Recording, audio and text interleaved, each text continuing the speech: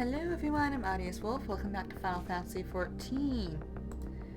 We are getting into the next part of the MSQ, and as you can tell by the music that's currently playing, it's not good. It's not good, Tataru. It's not good. Alright. Oh. Akaharu, I was just about to call for you.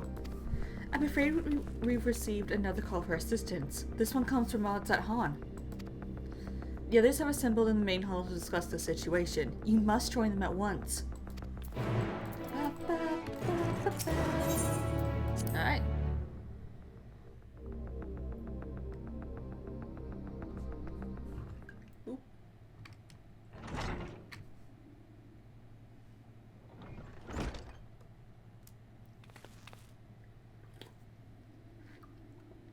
Ah, there you are.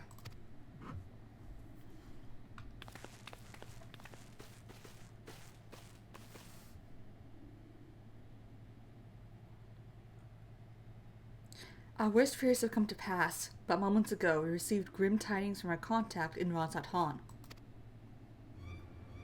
Vile beasts have appeared as if out of nowhere, claiming one victim after the next. What's more, they say the very sky burns above them.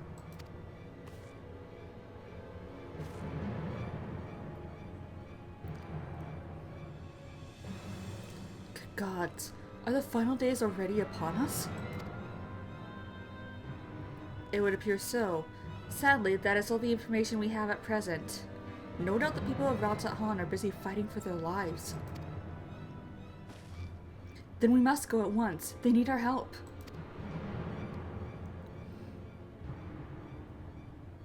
Agreed. Kryl, you'd best remain here with the Taru and gather what knowledge you can. You're in no condition for a long journey, I imagine.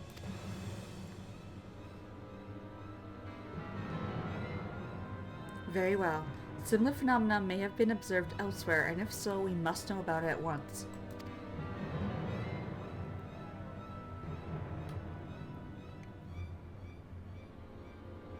Be safe out there, yes? Let us make for Yillimad. We must prepare ourselves for what may lie ahead.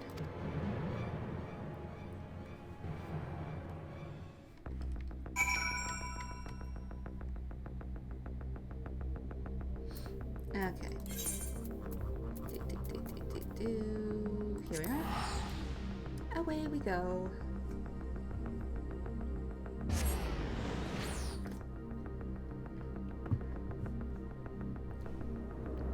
Ooh. And lo, vile beasts did rise.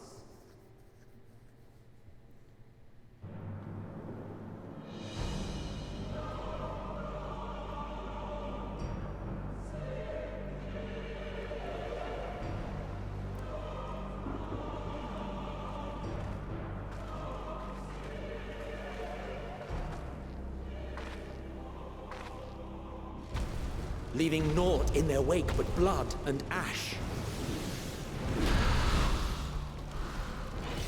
Sun scorches earth and boils seas. Oh, Lord. And our sins ascend unto the heavens. Three dooms to unmake all we were.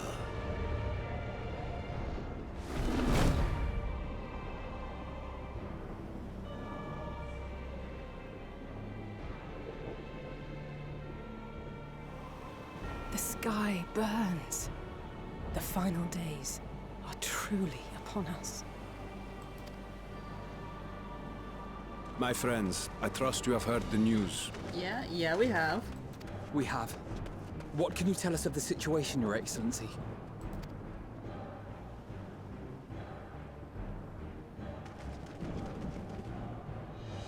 Last night, the isle was rocked by tremors, and the earth itself cried out. Aloft, the heavens began to burn. From all about, unholy beasts, the likes of which we had never seen, came forth in fury and rage. No. To say they came forth would be inexact. The people of Radzat Han themselves transformed into these baleful fiends.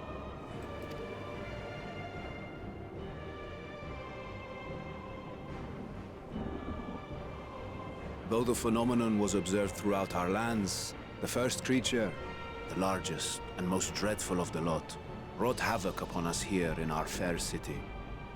Though they bear superficial resemblance to divinities of legend, they are ungodly abominations. The people decry them as blasphemies. The large one's rampage has since taken it to the northern reaches of the island. I mean to dispatch our radiant host in an attempt to quell the threat. And what of Vritra? Vitra too makes for the north of his own accord, and yet Yet. he knows the blasphemy and its minions were but yesterday his beloved people. I pray his boundless compassion and mercy does not deter him from taking unenviable but necessary action.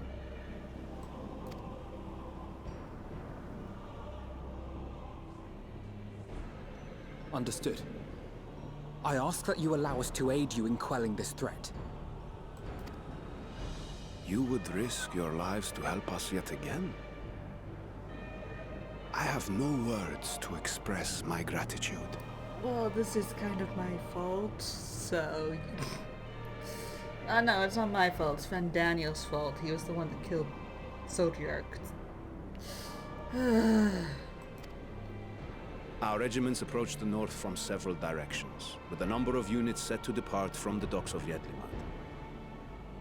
They will make landfall in an area of dense jungle, where one can expect to encounter dangers even beyond the fell beasts we hunt. I leave you to your preparation. You will find me at the docks when you are ready to depart.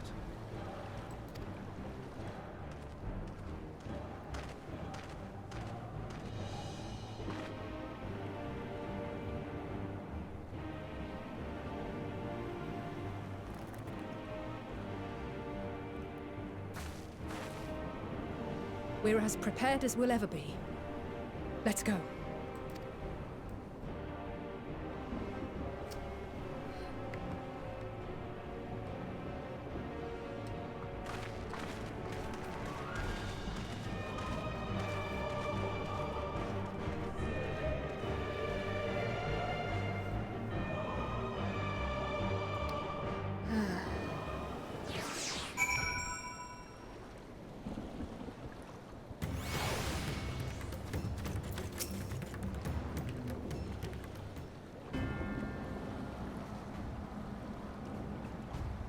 Everyone has assembled, yes?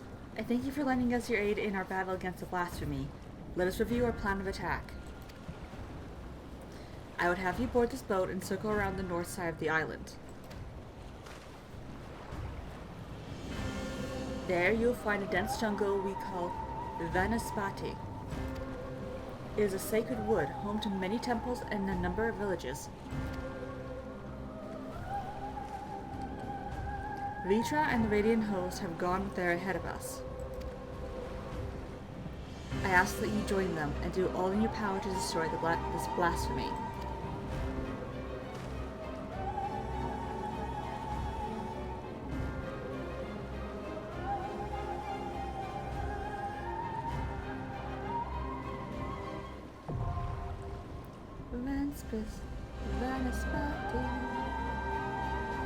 Okay, so I took in my usual voice last time. I have to take Frank for it because he's a tank. Oh, no, party.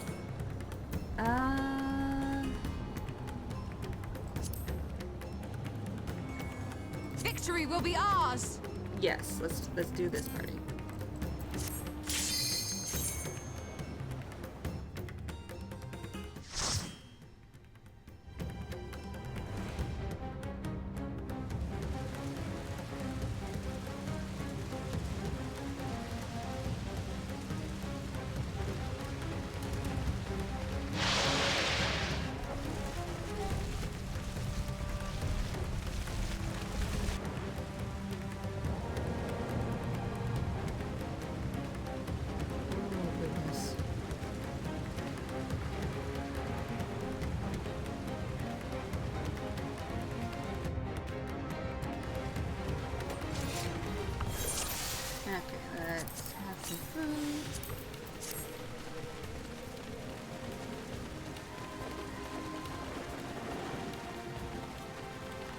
Yeah, I know. I'm the only one that hasn't done it yet.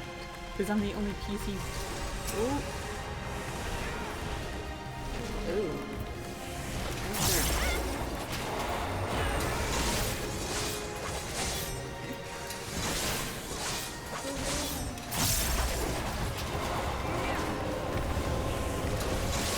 You cannot stop us!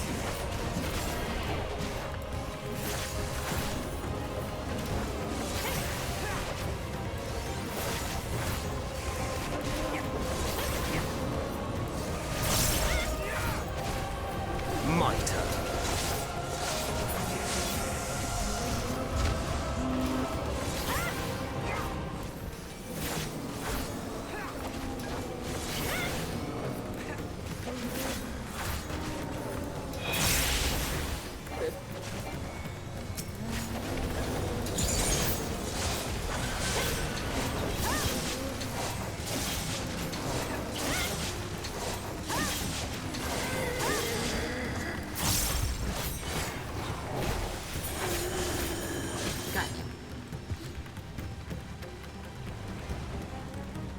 My friends, Good job. heed me.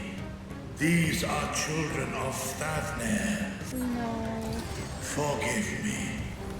I could do them no harm. I know.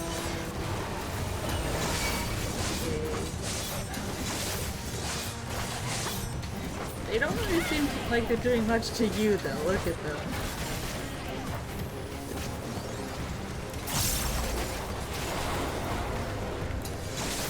I will not hold back!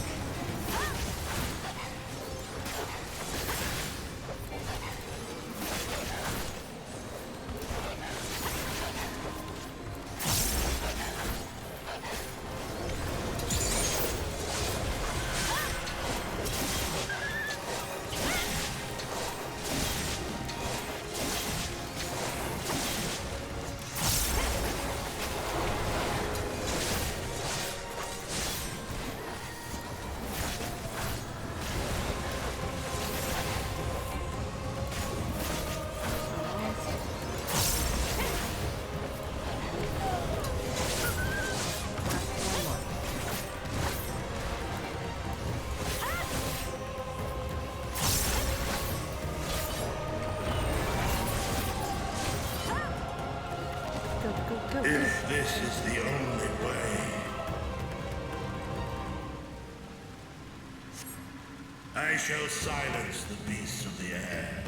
Pray continue onward.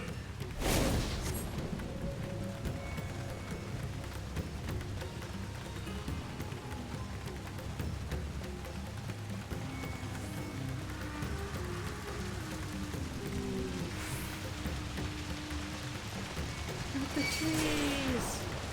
Trees are on fire. Run! Look, jungle! Oh, everything.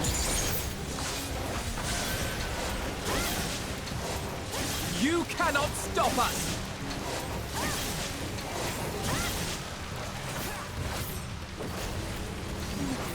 I will not hold back! Nope. Don't want any of that. Nope.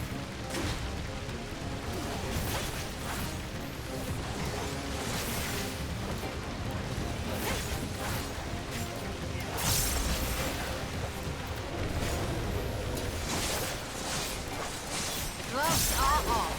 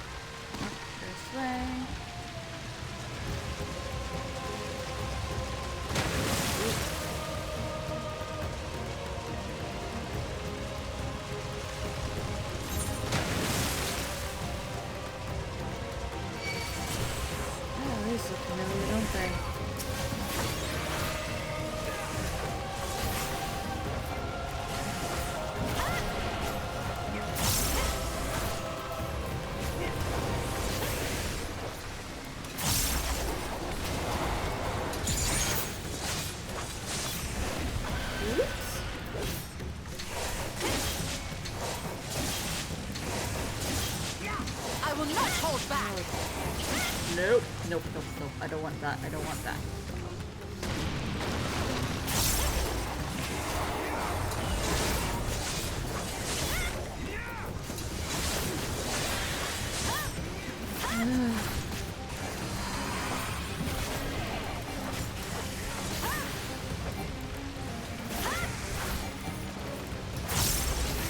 You're mine!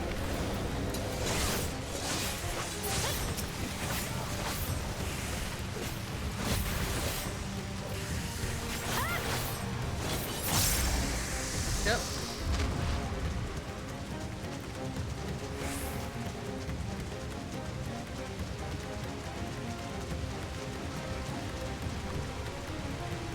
Yeah. Oh. Okay, I see how it is.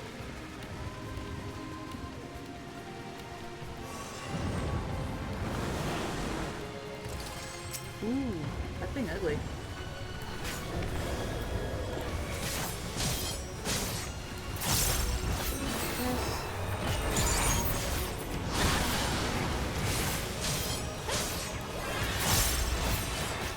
You cannot stop us! I didn't make me die up, you know?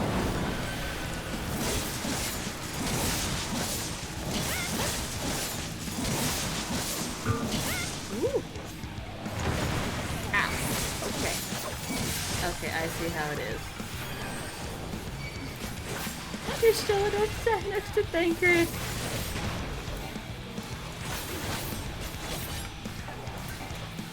Oh, where are you going?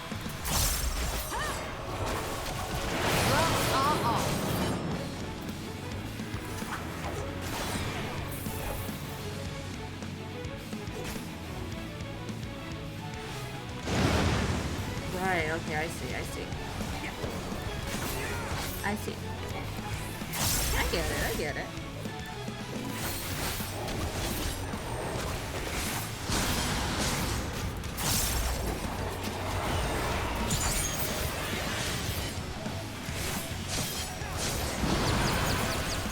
Oh, great. You're mine!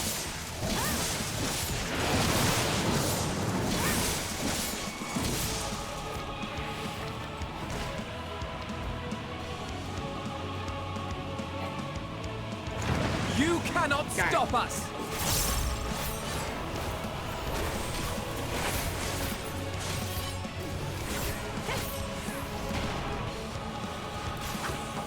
You're mine!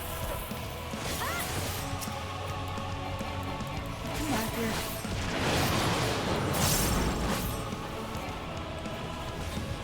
Over here.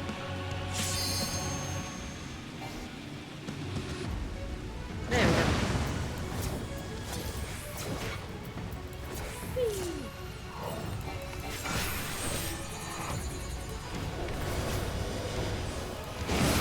There!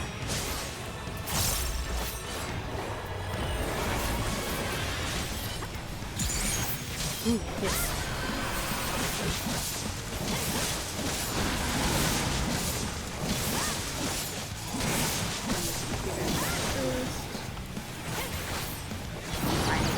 Got that on you.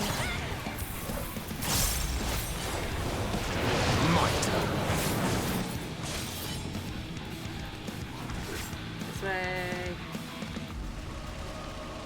Hey, managed to do it. My turn.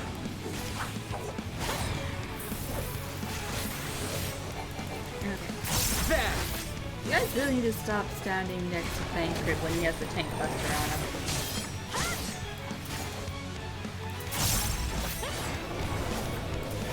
You cannot stop us!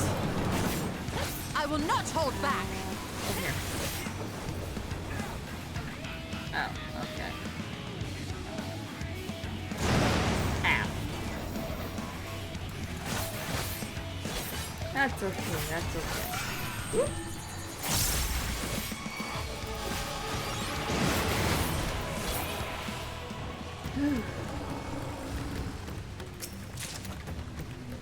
I can't wear those. Okay. What is this vile presence I sense? Ah, no, what is it? The horde draweth near. Be on your guard.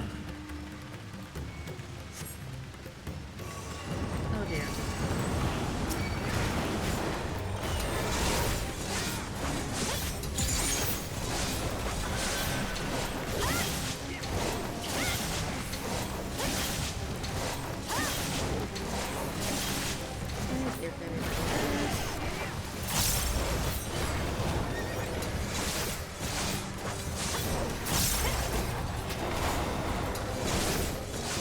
Nope, let's not damage that.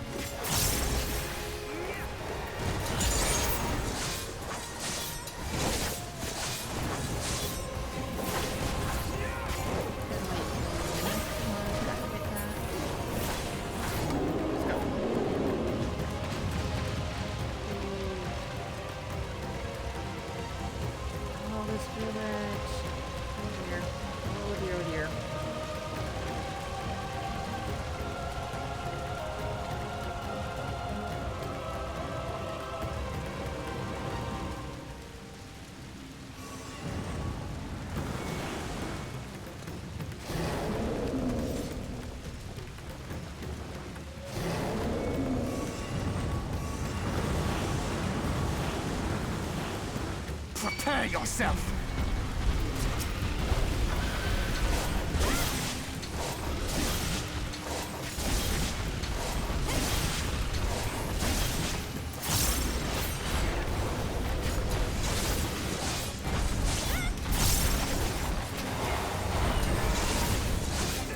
Oh, good lord.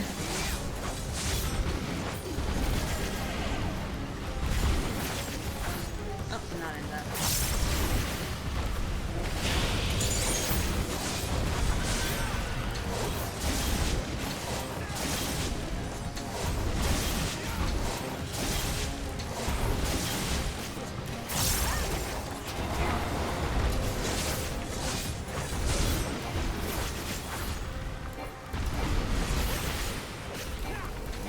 Just back up.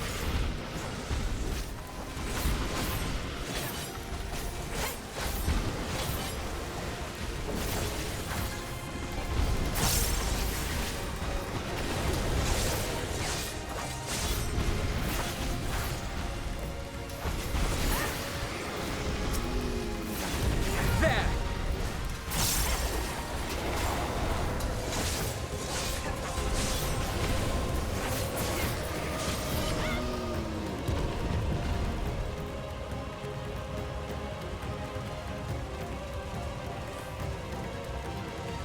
What's in here? Oh, I think that's something you can use. Is this better than what I'm wearing? Wait. Bracelet. Is this better than what I'm wearing? Yep, better than what I'm wearing.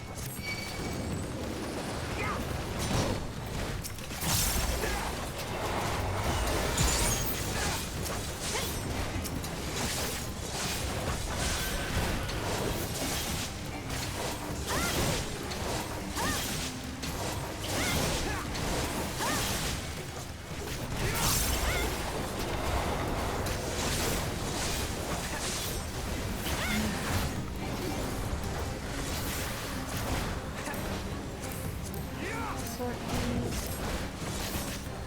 You're mine!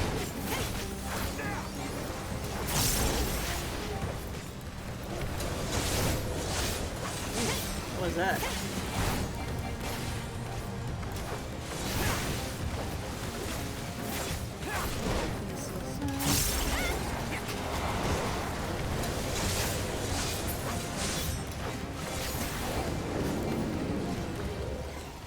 Alright, continuing. Oh, another treasure chest.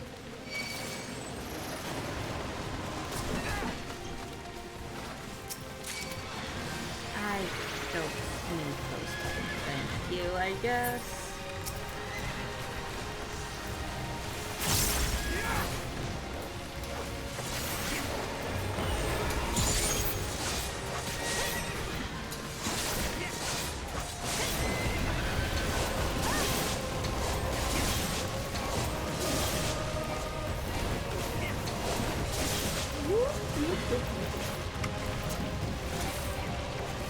What is happening? You're mine!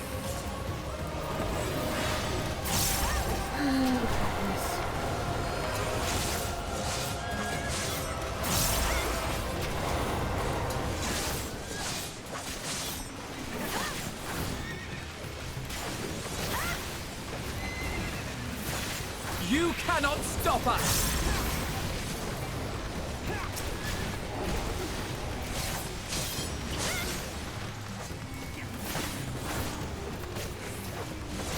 You're mine!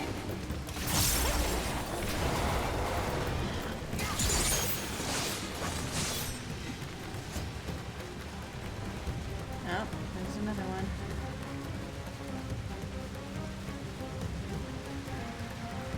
Ooh, look at that thing.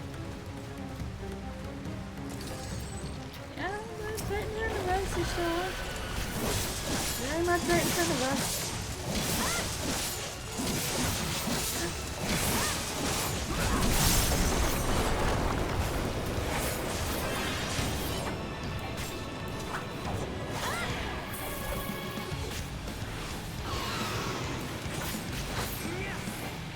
Okay, what is this? Okay, going to the middle. I'm gonna go stand with Alpha now.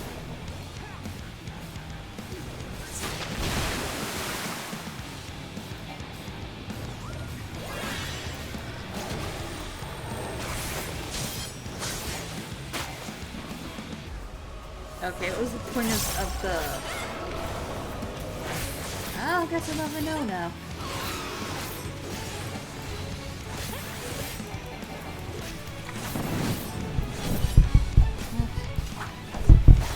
Oh, okay, we go in here now.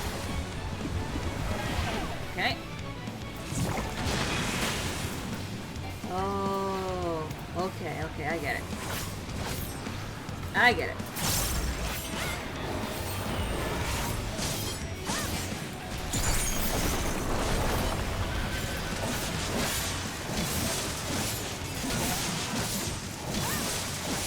You're mine! I probably don't want to stand too close to that. Hey, Alphino, how you doing?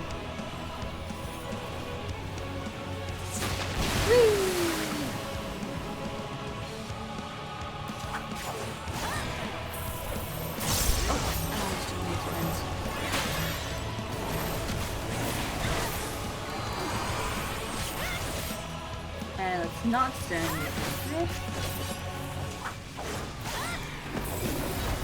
I will not hold back.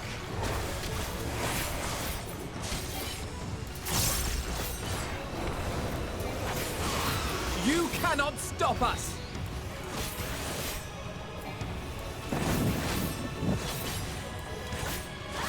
Okay, back to bubbles.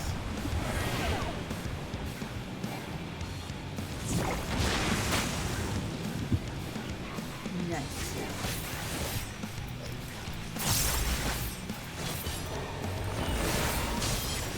There!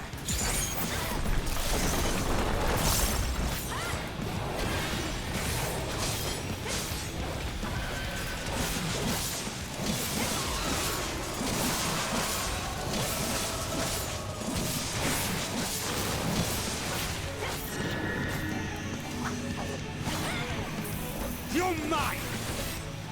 Close to it. Oh, I almost got one with the bubble. Oops.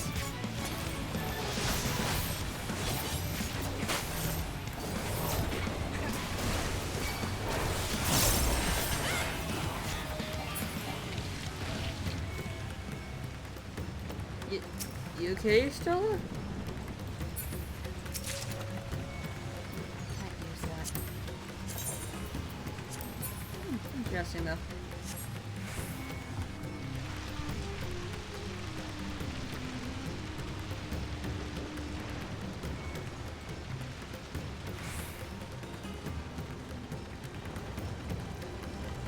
Oh, good lord.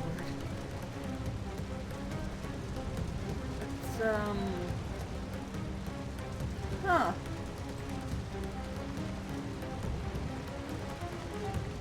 Yep. Yep, that's that just happened.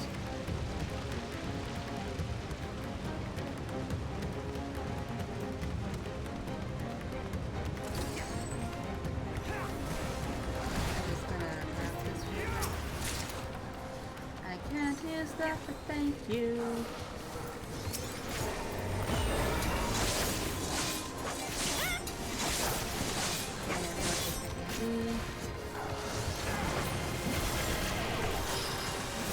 Look away.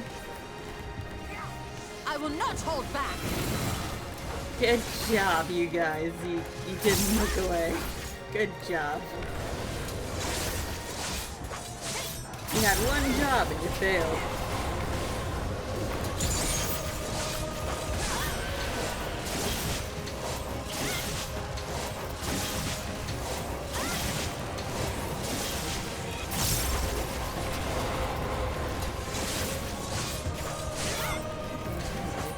You cannot stop us!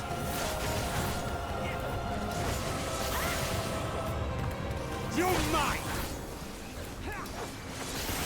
Yeah, say that again the next time you actually succeed in the walkaway attack. Thank you. You cannot stop us!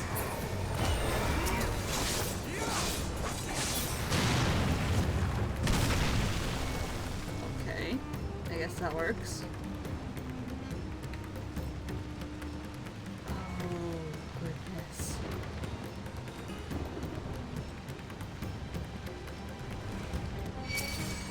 There! Come off me, thank you.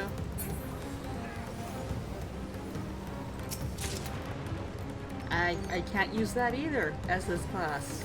Can you give me something I can use, please?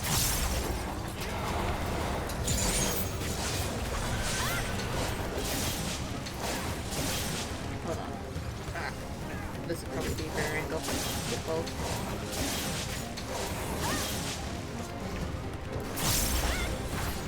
Or not.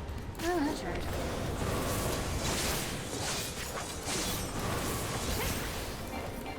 Do this at least. You're mine!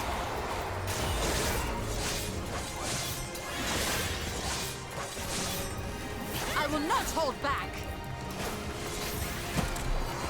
Oh, can I crit this more?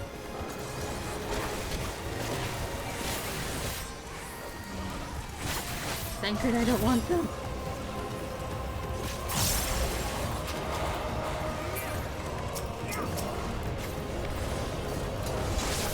Okay.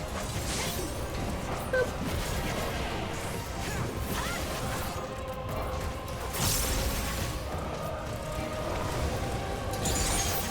There!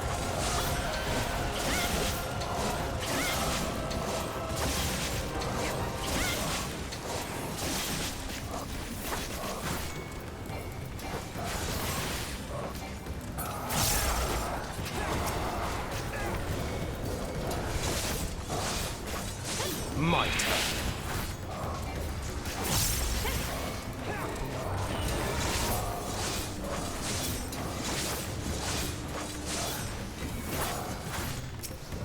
It's two left.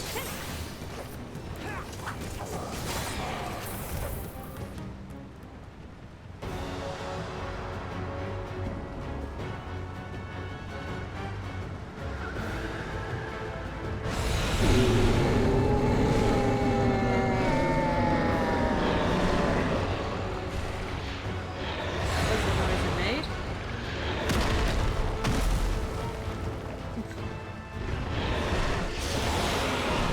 Blasphemy. Svarvano.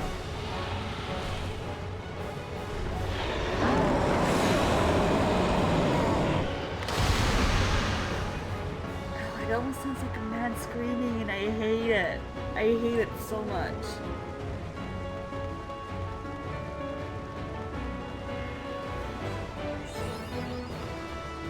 Yep.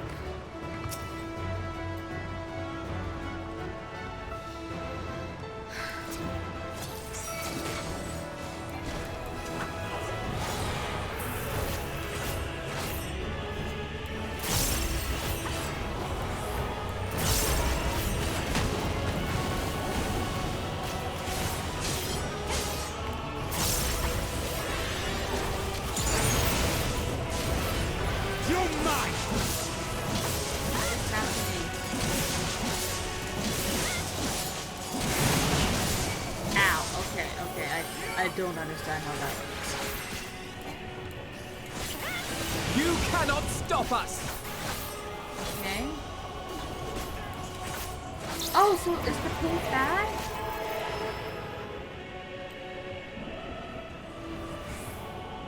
Oh, wait. Oh, okay, I get it. You're mine! That shows me which one to not stand on. I get it, I get it. I got it, I got it.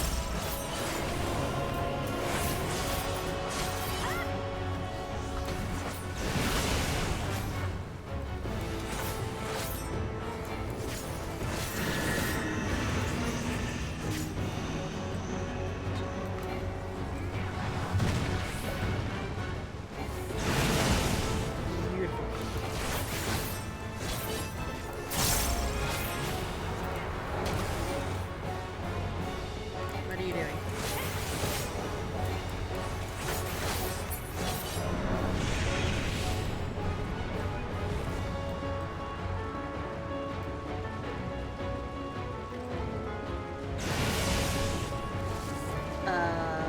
Okay. That's good.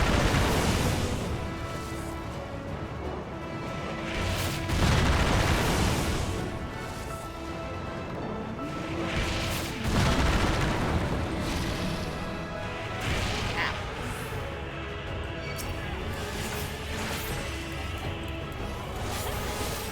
Okay, everybody have a boost. Oops. Wrong button.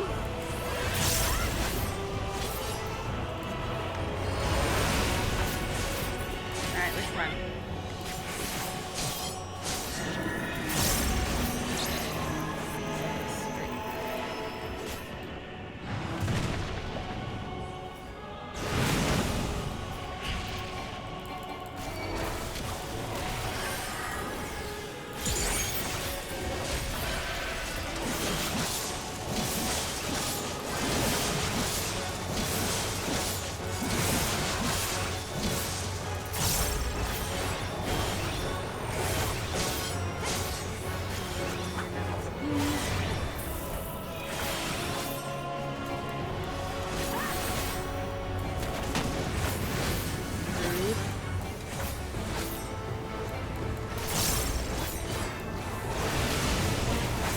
Alright, which one is it?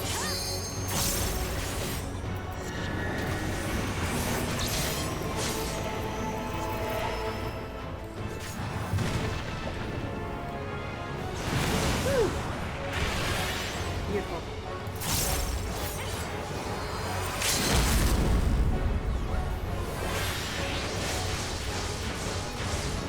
Nice.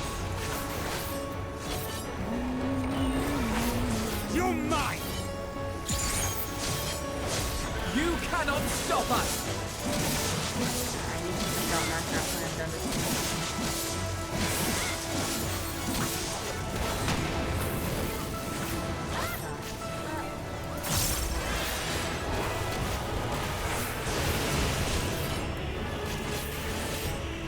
Alright, which one?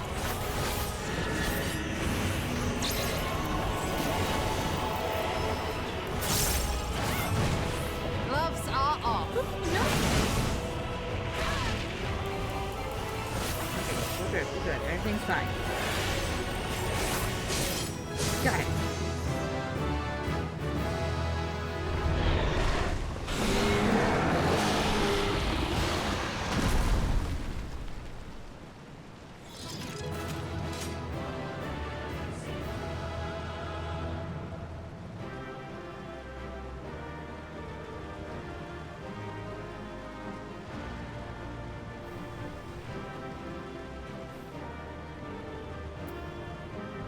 Oh, my gauge expanded.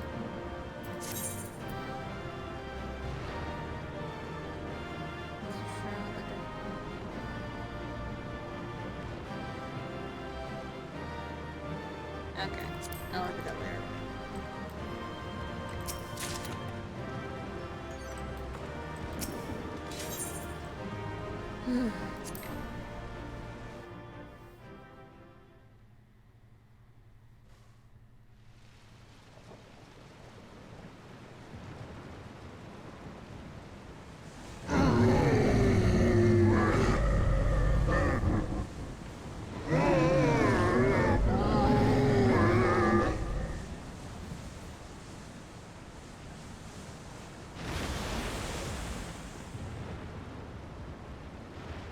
As I feared. What is it? The beast was there, and now it is no more. Yes? Yeah, that's correct. Indeed. We saw it plain. But you didn't, did you? I saw nothing. Not the blasphemy that perished here, nor the other men turned beasts. And because of this, I now see all too well. There is no ether. Where the creatures should be, I saw naught but emptiness. Emptiness? But that would mean... Recall the words of the Watcher. 'Twas a stagnancy of ether, a cessation of flow, leading to decay and absence, that led the ancients to conclude their star was dying. Yeah. This is the same phenomenon. The instant these people are seized by the transformation, their ether begins to rot and crumble away like dried mud. Until, from their corporeal forms to their very souls, naught remains. But the beast spoke with its dying breath. Surely at least a sliver of the man it was endured. Mayhaps so. But even if the process was incomplete, it was little more than a faint residue. Gods be good. You're saying they cannot be saved? Not by any means known to me. Oh dear. Or by any means at all, like as not. For there is naught left to save.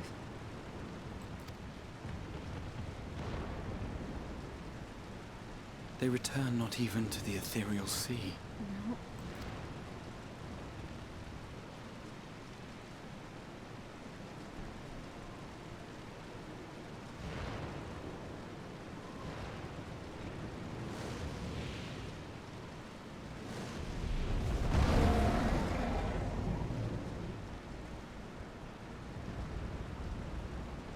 The beasts rage on, their hunger insatiable. Even deprived of their master, they perpetuate his legacy of hate.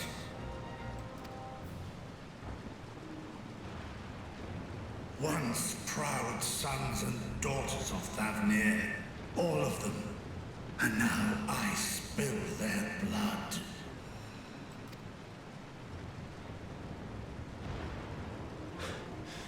Vitra, my friends, I am heartened to see you safe.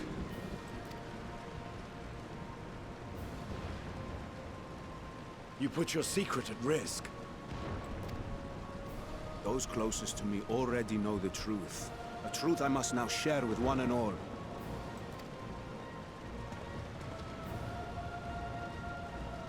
Vitra, calamity has come to Radzatan.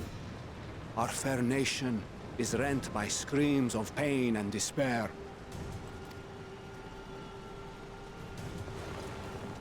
More than ever, we require a strong leader to shepherd us through the storm. Reveal your true self to our people, Vitra, and guide us to salvation. What madness is this, I-One? Thou dost forget thyself. Were we to reveal our duplicity, it will do naught but foster confusion and chaos. Nay, I shall remain the Satrap's loyal ally, and do battle with the beasts. Easing hearts and leading the people to safety is thy task, and thine alone.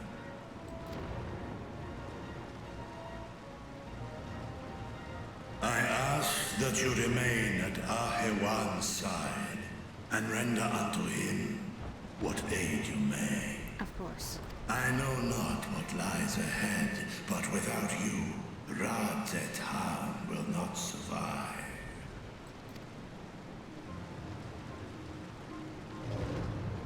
Take me with you. I am as at home fighting in the air as I am on land. Take me with you. Were my words unclear? I require no assistance. Thy place is at Arhewan's side. Estinian, here. It's the last thing you ever wanted. A link pearl. We'd gain much from knowing your elevated perspective. And it'll keep you from getting lonely, which I know you love.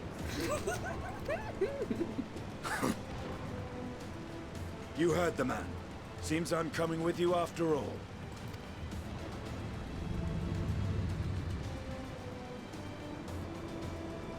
Then I pray thy grip is iron. Be it on thy head if thou dost chance to fall.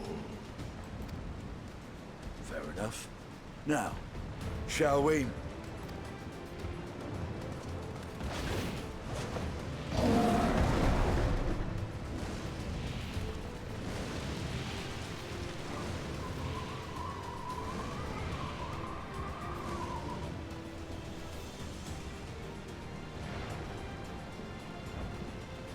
I fear it is as Vitra says. We will not survive this on our own. While I am loath to impose upon you again. I would insist if you did not. 'Tis the very reason we have come. Indeed, it is.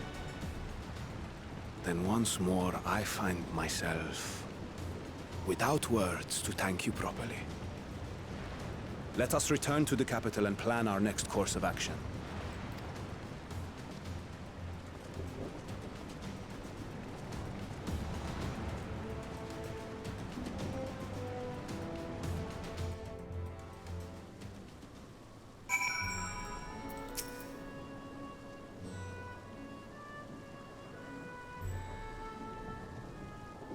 Our Radiant host has eliminated the immediate threat to the city, though it pains me to know those beasts were once my own people.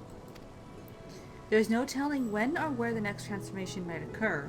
We must remain vigilant and steel ourselves for whatever is yet to come.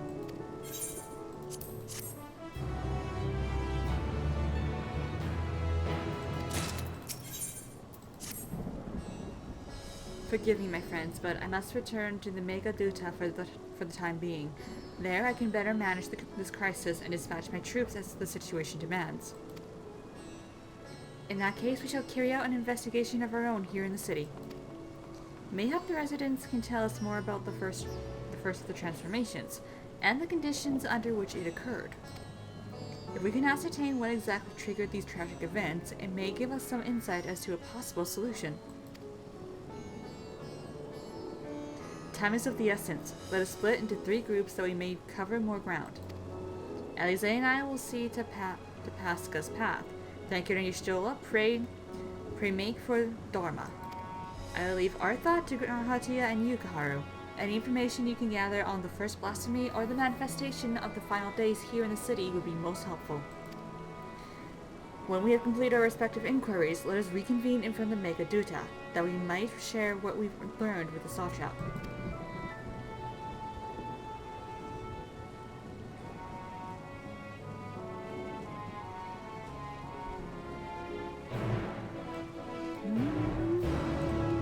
Graha! Shall we be off then? Artha is home to the High Crucible of Alchemia, whose alchemists forged many of our warden scales. That seems as good a place as any to begin our investigation, don't you think? I spoke briefly with Nahudin, the chief alchemist there, on our last visit.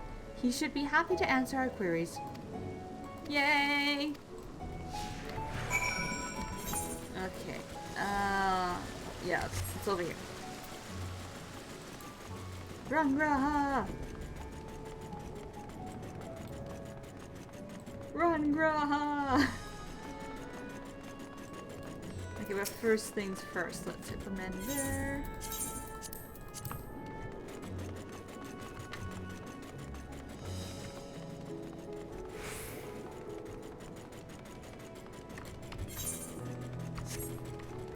There's no speech bubbles on the map, so that's okay. That thing looks weird.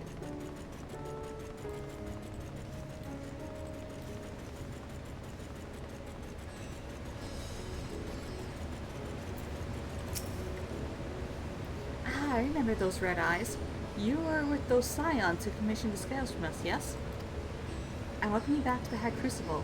What brings you here in these troubling times? We are assisting the Satrap in investigating the crises that plagues the city. Did you happen to catch any sight of the creatures? I did. As I was going about my work, I was disturbed by crashing footsteps so powerful the very ground shook.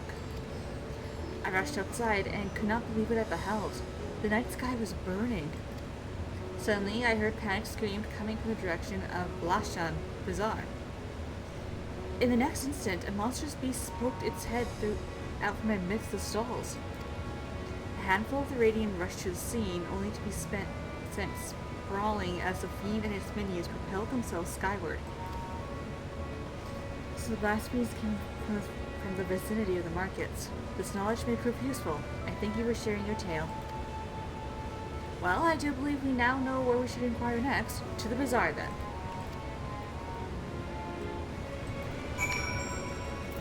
Sprint! Run, Graha, run!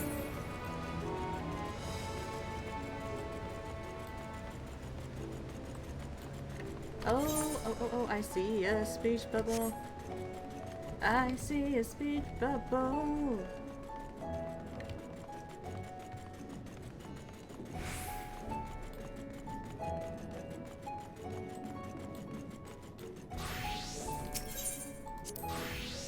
So this is a Thagnarian weave. I must say it bears a resemblance to the traditional fabrics of Corvos. Small wonder really, given that it's just across the water. Not that I'm much of an expert on Corvosi culture, of course. I've not had the occasion to visit my ancestral home since coming to Charlian, and like as not, I will never reside there again. That said, in recent days I've felt more acutely aware of my heritage, and grateful for it. It is thanks to my forebears that I inherited the royal eye, and with it the wisdom of ancient Aleg. And so, well, I simply hope that my countrymen are safe, and one day, when the calamity is but a memory, I would like to see Corvos again, if only once. Forgive me, but my shop's closed until further notice. Needless to say, we've more pressing concerns these days. We have come not in search of wares, but information concerning the enormous fiend that tore through the bazaar. Did you perchance witness anything? Afraid not, my friend. I was here the whole time, so I only saw its little minions. Made a mess of the place, they did.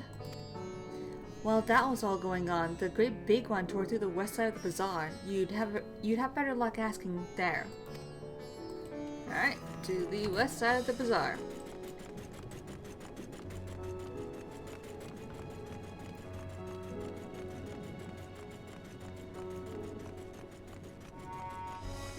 Hello, I have come to ask questions.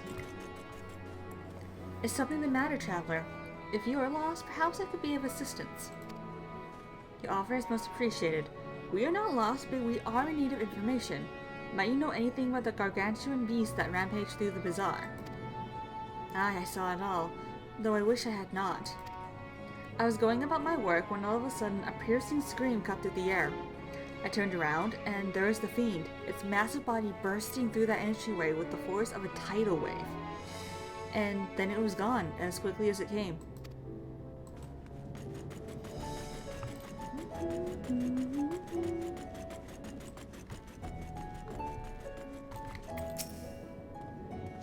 Sisters, have mercy. What is happening to the world? What am I to do? Is nowhere safe? Settle down, friend. The danger has passed, at least for now. If it's not too painful to remember, could you tell us what you saw? But first I heard the screams, then a horde of ravening beasts came charging towards us. One of them was huge, bigger than a myrid, throwing people about like ragdolls, and it was eating them. I hid under the counter, saw others do the same. But the shrieking and wailing kept getting louder, more voices in the throng. Beasts or victims, I couldn't tell. I knew not what was happening. I still don't. That is enough, my good man. You were brave to share with us your tale. Many of your fellow merchants are safe. The High Crucible, too, has survived mostly unscathed. Pray, stay close to your friends and loved ones, and rest your body and mind while you are able. I suspect that it is the most we can expect the people here to tell us. I think it is best we find a place outside the bazaar where we might rest and review our findings. Woo! Oh, he's catching up.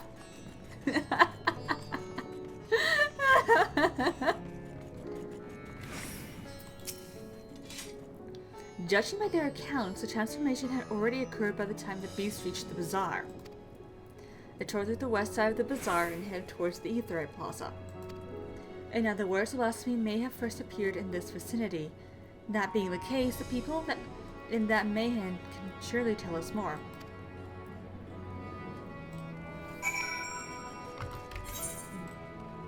Oh.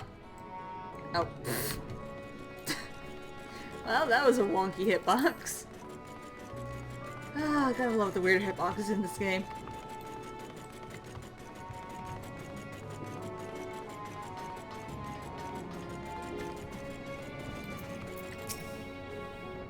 Going after that enormous beast, are you? Aye, I saw it, including the very instant that poor bastard transformed. Damn the gods for putting me there. I started over there, by the window. A few men, merchants probably, talking and drinking. Conversation must have taken a turn for the worse. Next thing I know, their leader, I suppose he was, buries his head in his hands and black mist was swirling about him. Then his whole body bursts apart and there stands a hideous, slavering beast. Massive and foul, all gaping maws and bulging eyes. His friends start shrieking, and then the black mist comes again, until the change takes them too. The stuff of nightmares, I tell you. Nightmares indeed. Incidentally, do you perchance know who those merchants were? No, I'm a decorator by trade. Not much cause to mingle with their sort. Saw Melio the barmaid chatting with them, though. She might know something. Oop. I see a sightseeing log. There you go. Owned and run by the Imponious Meherid, this Mahane offers light meals and beverages, with the main draw being its myriad varieties of liquor distilled by local alchemists. Foreign visitors are often entranced by the stage performers, whose movements incorporate elements of traditional Thavnarian dance.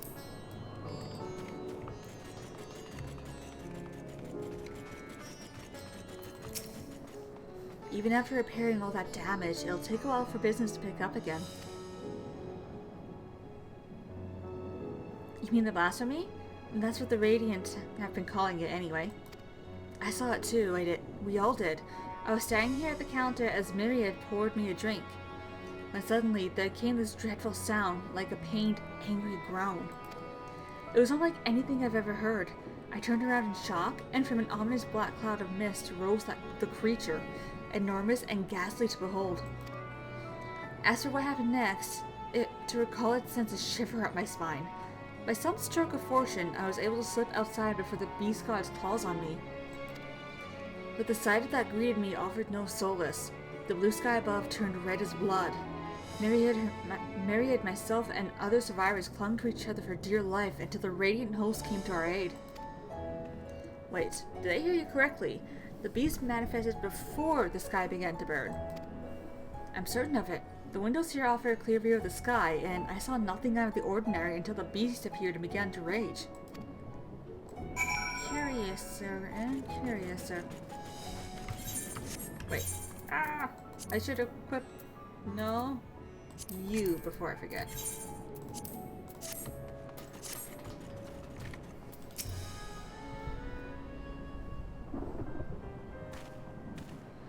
Oh, hello there. Welcome to Meherit Mahane.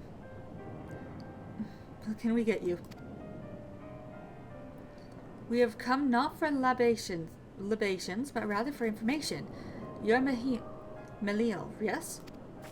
We are investigating the so-called blasphemy on the Sawchop's behalf. We hear he was one of your customers, a merchant, the first to underwent the transformation. What can you tell us about him? He was something of a regular here, especially of late. Kalzal was his name. He ran his own custodium, dealing preliminary in the exports of Thavnarian specialties.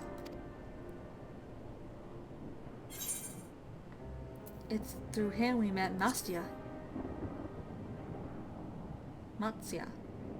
Yes, the name rings a bell. Didn't you meet them both on your first trip to Thavnar? If I recall correctly, Khazal ran a trading operation in Yilamad, and it was there that you met Matsya's acquaintance. Yes, that is the same Khazal, no doubt. A rather unsuccessful man, from what I gather. That said, it was clear he had fallen on hard times of late. Those ghastly towers popping up everywhere could not have been good for business. Even now, with the towers gone, the collapse of the Empire has led to all sorts of problems elsewhere. The market for luxuries is surely not what it once was. Trying times ahead. Trying times for the head of a trading consortium, indeed. Khazal was a compassionate man. Even as his own business suffered, he did what he could to provide for the artisans, fishermen, and many others who counted on him to sell their wares. Indeed, that was the very topic of yesterday's meeting, as far as I could hear. Yet they discussed matters further. Khazal's tone grew grave and grim. It was then that... Forgive me, I would not have you recall the memory if it brings you pain. If I could, I would ask just one more thing. Did you notice anything unusual about Khazal in particular? Please, anything at all. Sorry, nothing springs to mind. Perhaps someone else can help you. Khazal lived for his work and had no family that I know of. His employees and associates knew him best, but they too are lost to us. Still, perhaps his neighbors know something I do not. I can direct you to them if you believe it would help. What do you say? Oh, it's worth a shot.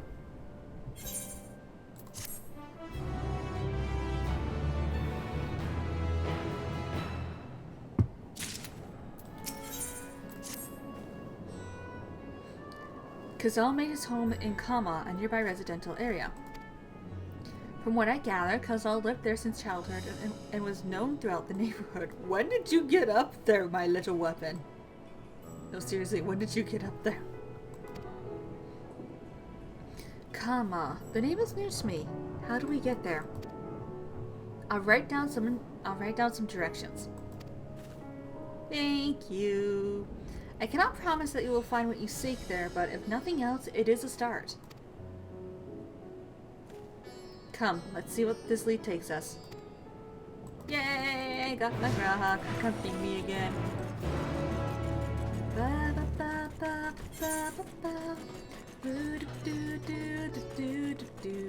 Oh, I got little speech bubbles all along the path. Oh, this makes me happy.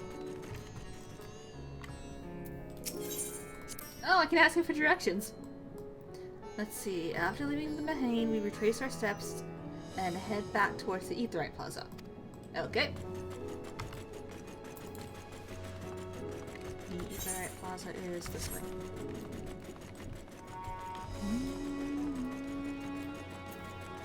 Woo!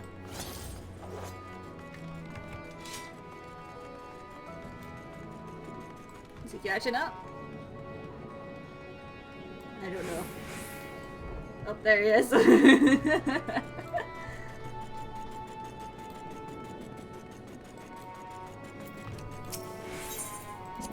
Okay, next step, please. From here we ascend the stairs. Okay.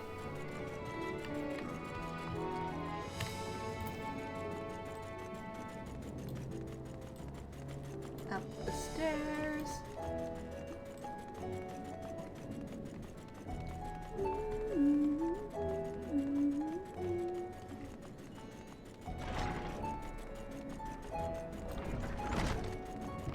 Next.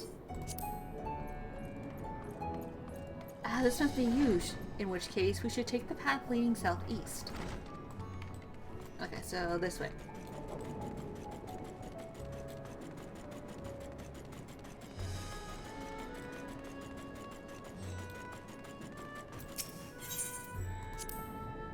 If we keep going this way, we should arrive in Kama before long.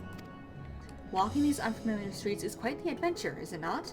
I can only hope we can explore Ralta Han at our leisure once this crisis has passed. We can only hope.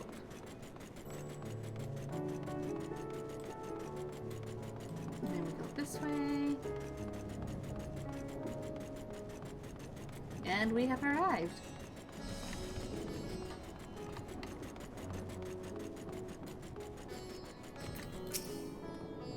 Ah, this must be Kama. We've arrived at last. Let's begin questioning the residents without delay. No doubt someone here can tell us more about Khazal. Given recent events, I imagine many are taking shelter indoors. Oh, yes, most likely. Alright, who can we... Yes, I can't ask you.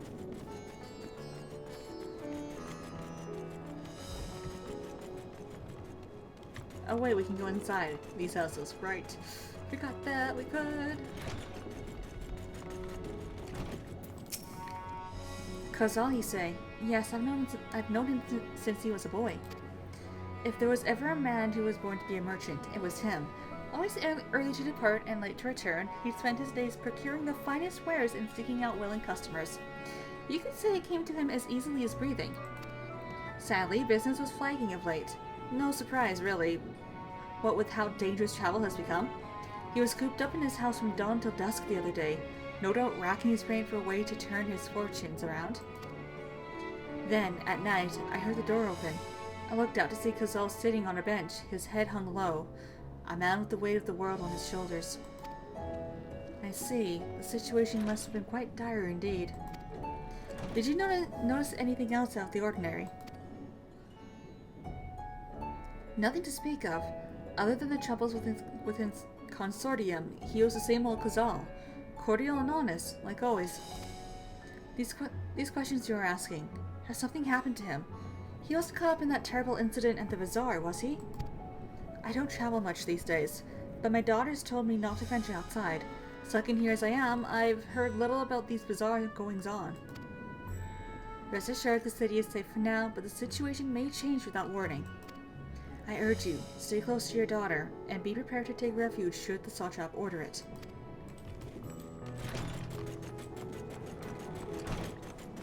Okay, and then the next house is over here.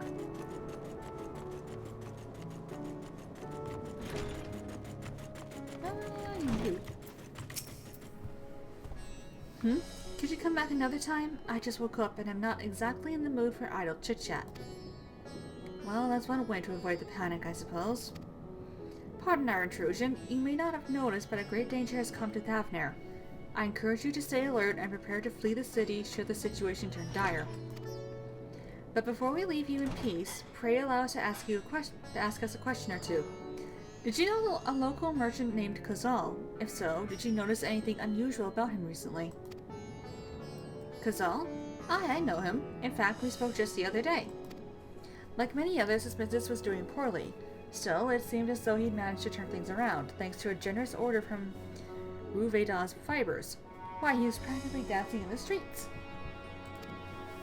I haven't spoken with him since, but I assume it all went well. Dijinna Bahas might be able to tell you more, though. As I recall, he was the one who brokered the arrangement. Dijinna Bahan at Ruveda's fibers. This sounds promising. Alright.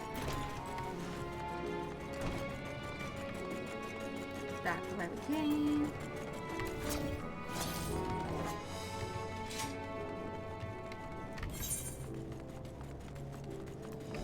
Okay, I have speech bubbles again. Oh, hello! Oh, I'm gonna have to remember to get that later.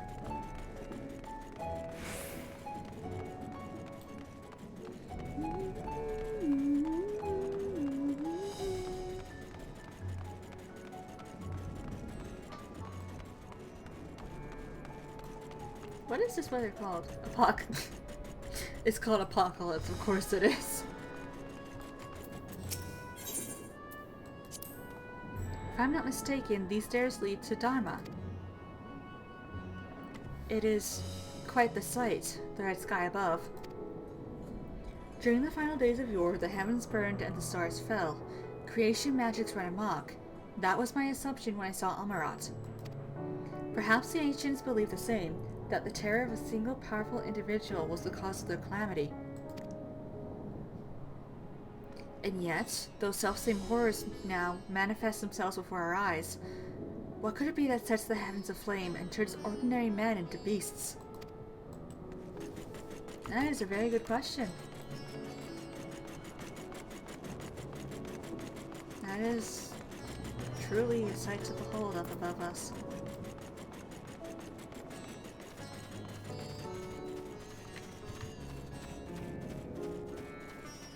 Oh, goodness. Oh, I'm going the wrong way.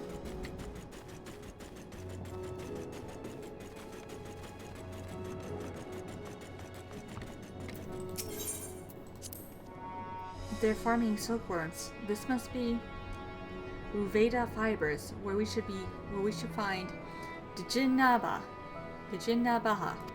Good lord, that's a name.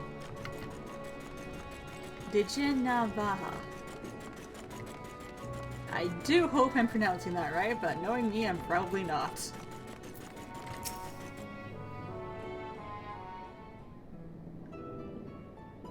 And hurry, I say. There's no time to waste.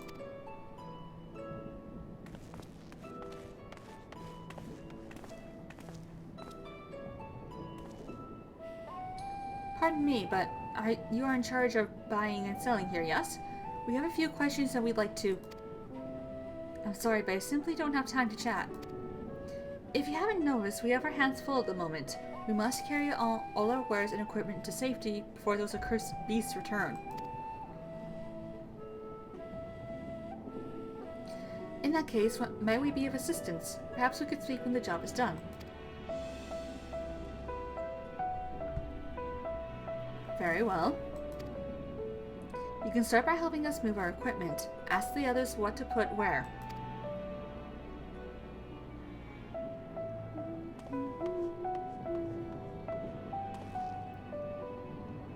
And you can carry our fabrics.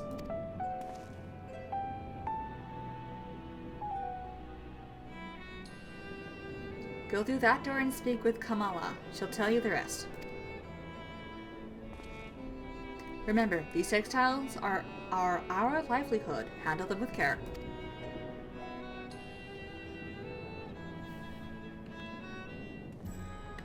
Alright. We got a job to do.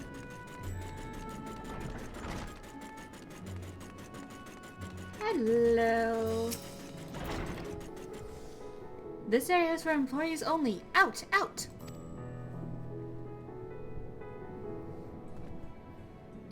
What's that? You've come to help? Oh, praise to Minerva. Minerva. Oof, names. Kind stranger, I welcome your assistance. On your way here, you pass 3 storehouses, yes? I'd like you to carry that small crate to Nabriv Hall by the storehouse near the hatchery. Oh, bless me. The crate of clothing is from Manuha. And the massive crate there goes to Zaymiria by the middle storehouse. Watch your back on that one. Those are all the crates we have ready. Once they've been delivered, consider your work here complete. Okay. The light crate goes over here to you. Thread, is it? Then you've come to the right place. We thank you for your aid.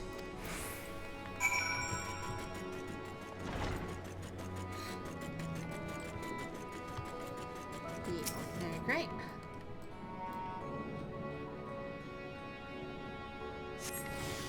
Goes to you. If you have any crates of finished products such as carpets, clothing, and the like, pray bring them here to our primary storehouse. A crate full of clothing, is it? I can take that off your hands. Many thanks for the delivery. And the weighty crate.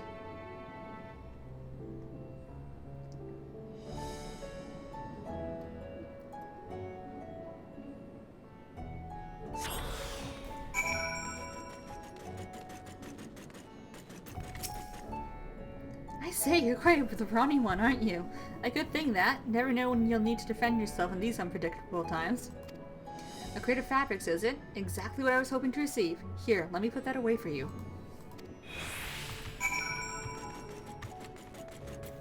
I have finished my tasks. You've carried all the crates to the storehouses, you say? And so quickly, too. Why, I've never seen anyone so strong. I and my associates will see to the rest, so please return to Dinabaha and assure him that our work is proceeding apace. To tell the truth, we're grateful for this distraction. Too many terrible happenings of late. But generous souls like yourself give me hope that we may emerge from this trial even stronger. I pray we meet again in more peaceful times.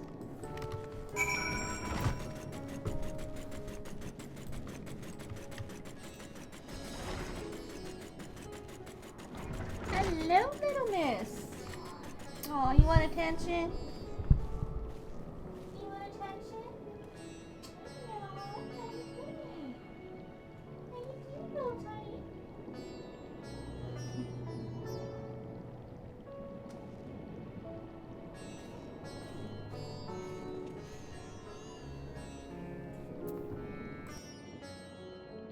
I will be back in a sec. I'm gonna go get food.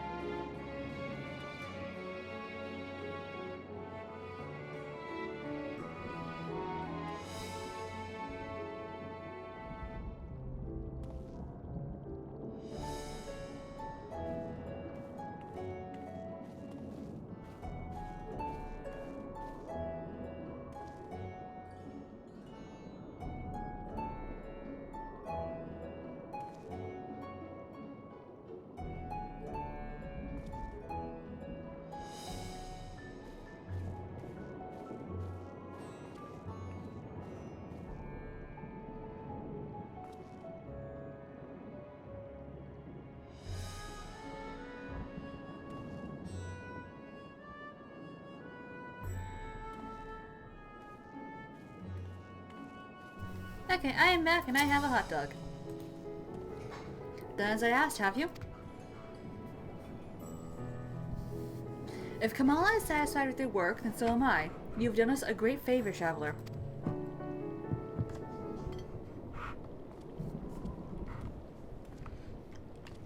I too have delivered the instruments and apparatus entrusted to me. You both have my thanks. With our work safely stored away, we'll not lose any more to those fiends. I take it that your establishment did not escape the attack unscathed. We did not. Thankfully, most of our workers had already left for the day, but those of us still here saw it all. We looked to the burning skies in confusion, and then, before we could even begin to make sense of it, a hideous creature burst through the doors, shrieking. We ran for our lives, but one of my colleagues was not so fortunate. He cried out, a scream of such agony, such terror, and in the next instant, he too sprouted fearsome claws. The sight of it caused another fellow to panic, and then he too transformed.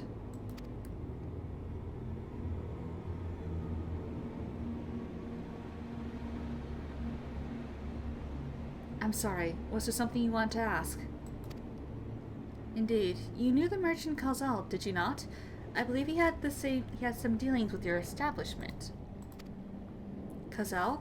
I know him well. We'd arranged for his custodian to deliver a large shipment of fabrics, but in the end, we received a better offer and had to turn him down. I understand his business is struggling, but so is ours. Another of our most reliable trading partners agreed to transport the goods for a much smaller commission, and we'd have been fools to refuse. A felt terrible withdrawing the offer, but you must understand, we simply had no choice. He tried to put on a brave face when I delivered the news, but his dejection and despair were plain as day. He said he discussed it with his associates, but I could tell he'd all but given up hope. Dejection and despair.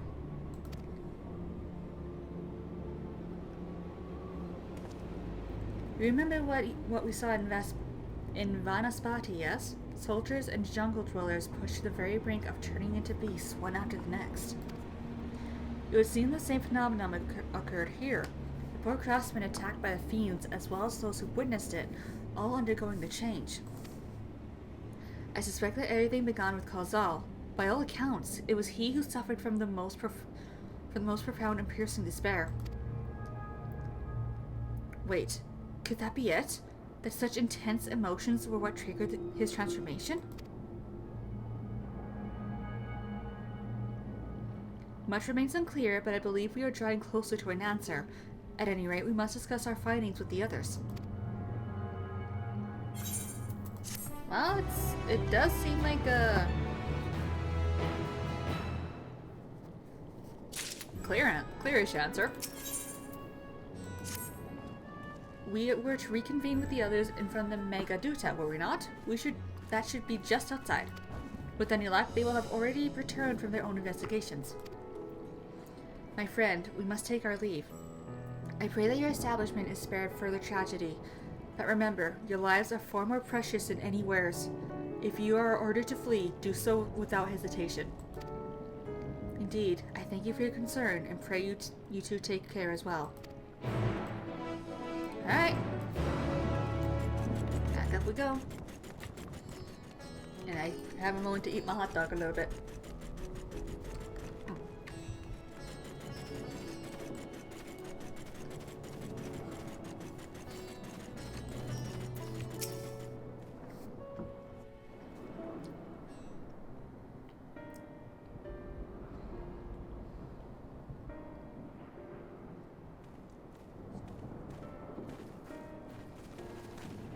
There you are. You've spoken with the survivors? Mm-hmm. Indeed.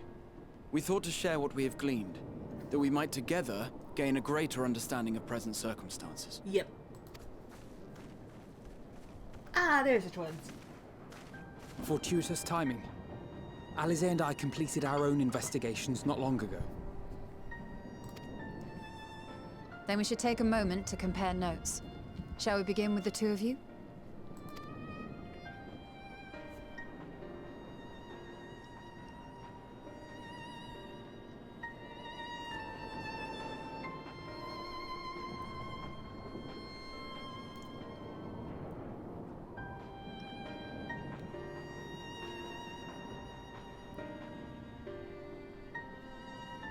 So the merchant Khazal was gravely concerned about his business in the days preceding his untimely end. Yep.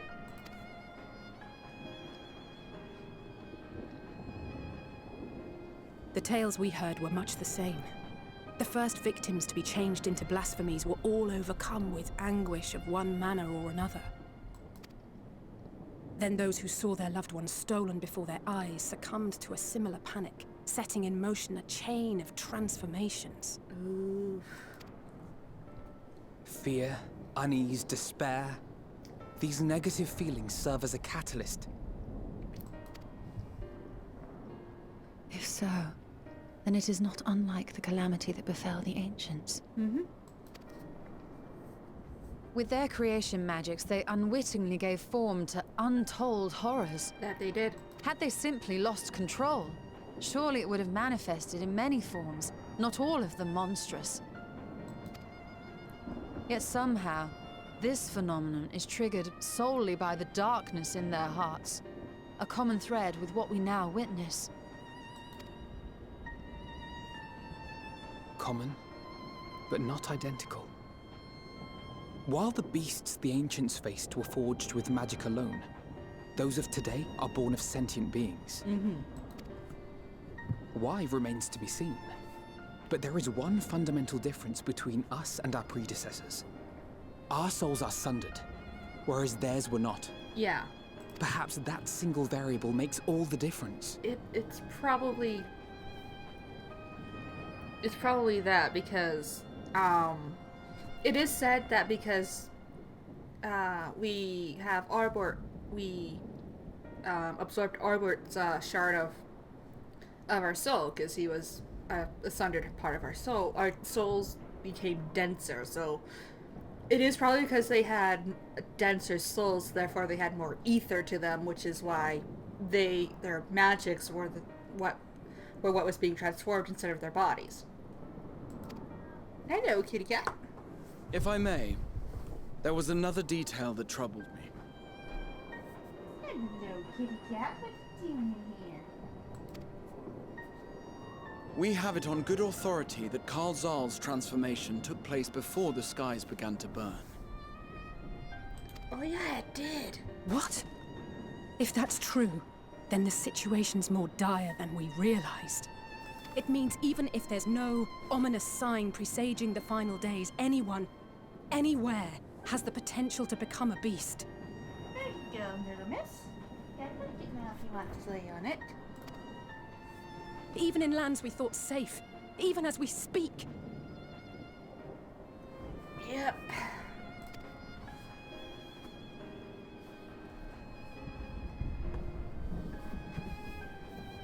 Look! It's the satrap! The satrap! Thank the heavens.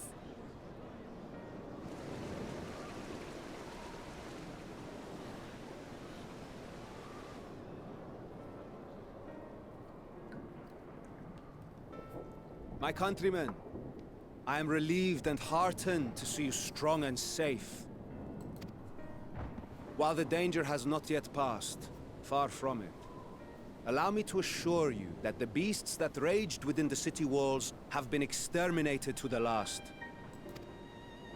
Outside this sanctuary, the brave men and women of the Radiant Host and our dragon ally continue to battle our unholy foes. I pray these tidings put your minds at ease and help you calm your hearts. Have faith that we shall soon conquer this terrible trial. Your Excellency, is there any word from Palaka's stand? My grandson was bound for there yesterday, and I worry for his life. Oh. We are still awaiting a report, but I promise you, as soon as I have aught to share.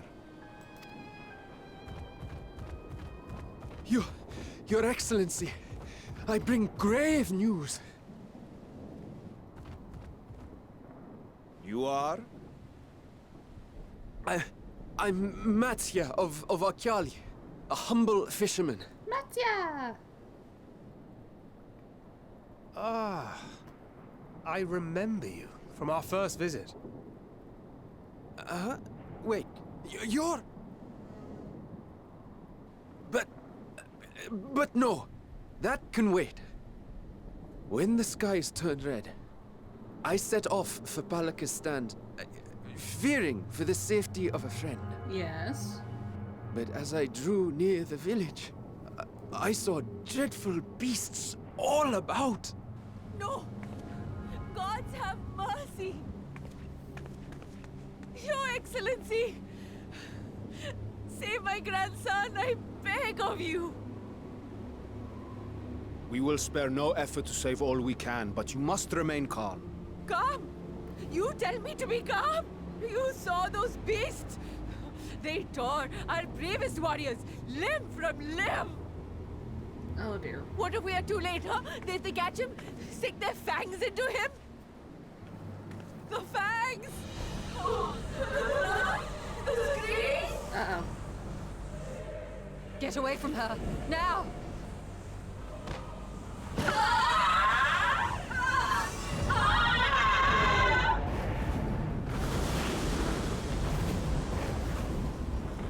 Oh dear.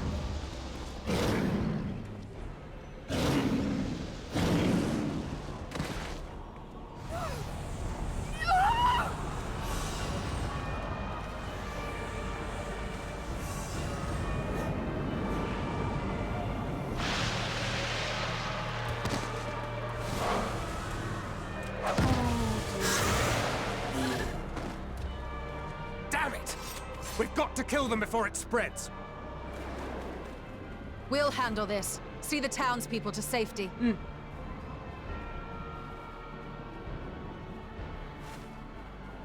Run! As fast as you can!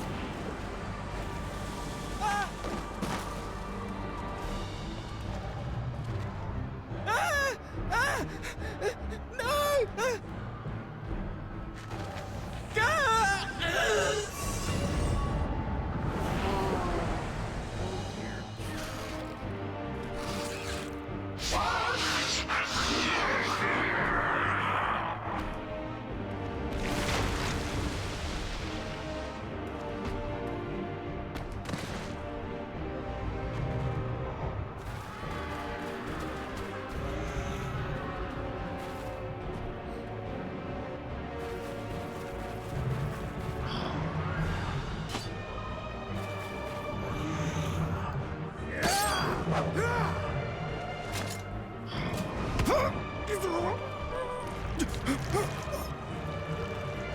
Vitra, our people, you must save them.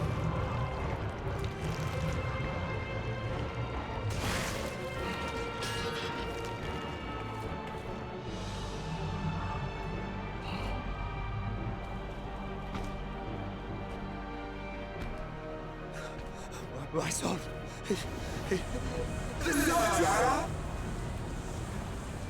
Enough! You must run. For their sake and your own.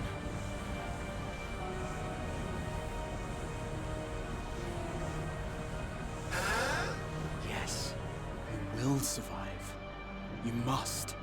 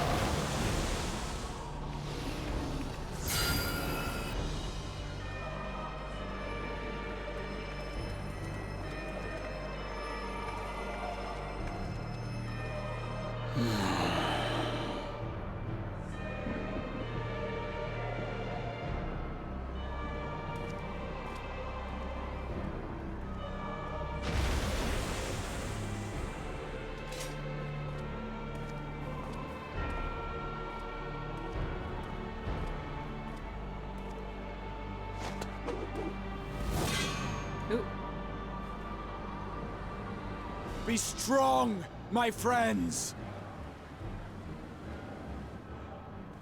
Fear not, for we will defeat these abominations!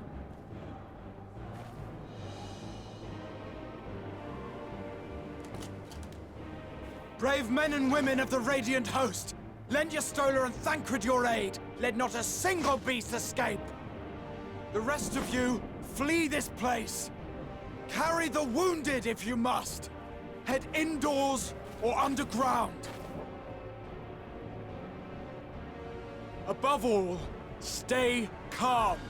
No beast will follow you. We will see to that. I went to Exarch mode. Alphino! Alize! Leave the city to us, and make for Palaka's stand at once! Matsya, show my friends to the village. I promise you, they're more capable than the host's finest. Right! Go with them, will you? We will save these people. As many as we can.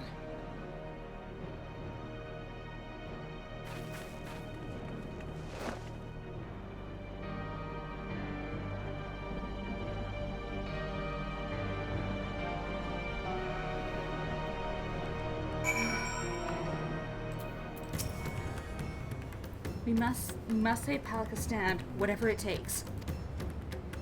Matsya, it pains me to put you into harm's way, but I would ask your aid as well. Of course, Palaka's stand is not far, just down that hill.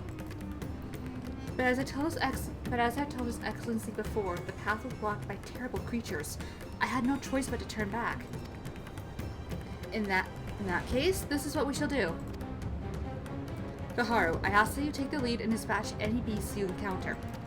Alize and I will keep Matsuya hidden amidst the trees and follow when the path is clear. I got this. There is no telling what dangers await us. Keep your eyes peeled.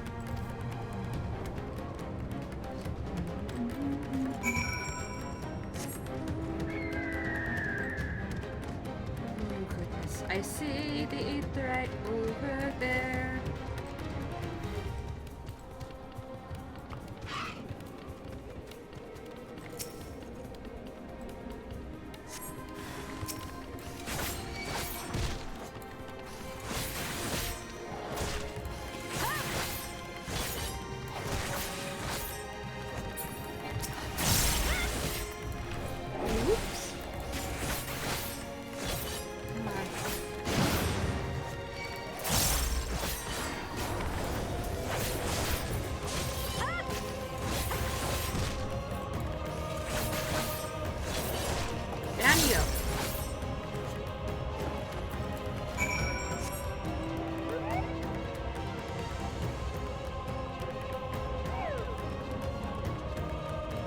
Oh, hello.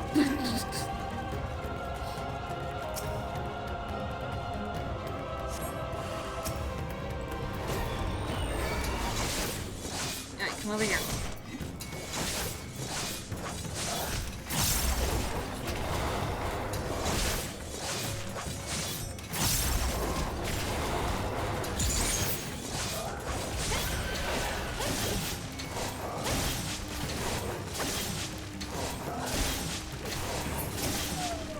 One down.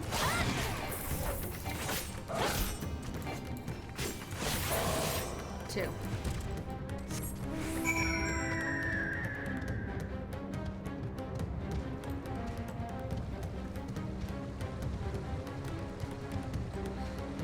Alright, let's go, let's go, let's go.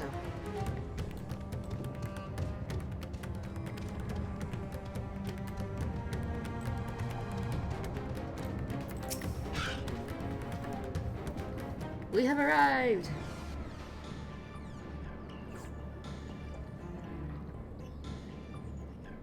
It cannot be.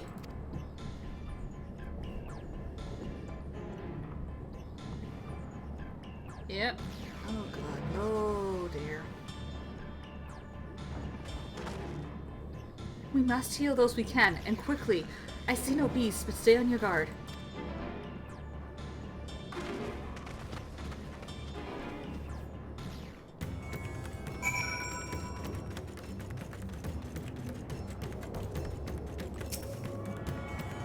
Now we just get this real quick.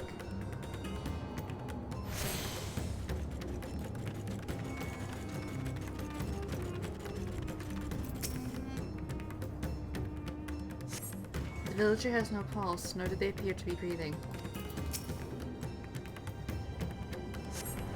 The cooling body has already begun to stiffen.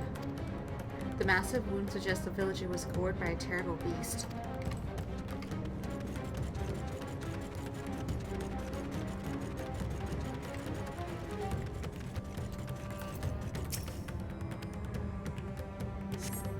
Though the villager's injuries do not appear to be life-threatening, he does not respond to your efforts.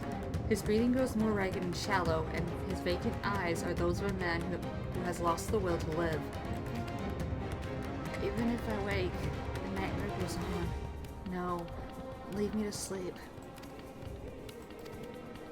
You call out, but the man does not respond.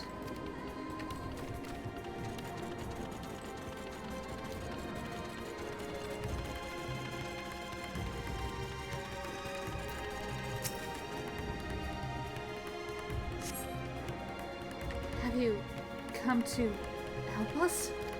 Too late. Too late. My family. My friends.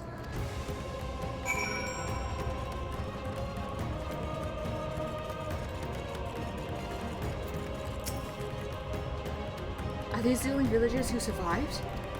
I can only hope that others managed to flee, but the rest have been turned. But if the rest have been turned to beasts by the 12, let's do what we can to see the damage spreads no further. And no matter what comes, we must keep our spirits high, lest we ourselves suffer a similar fate.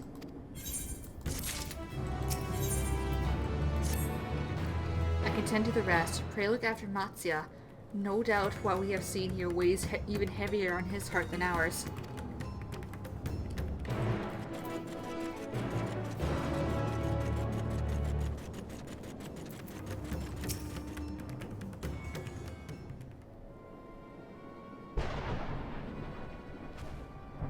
Oh, Gaharu!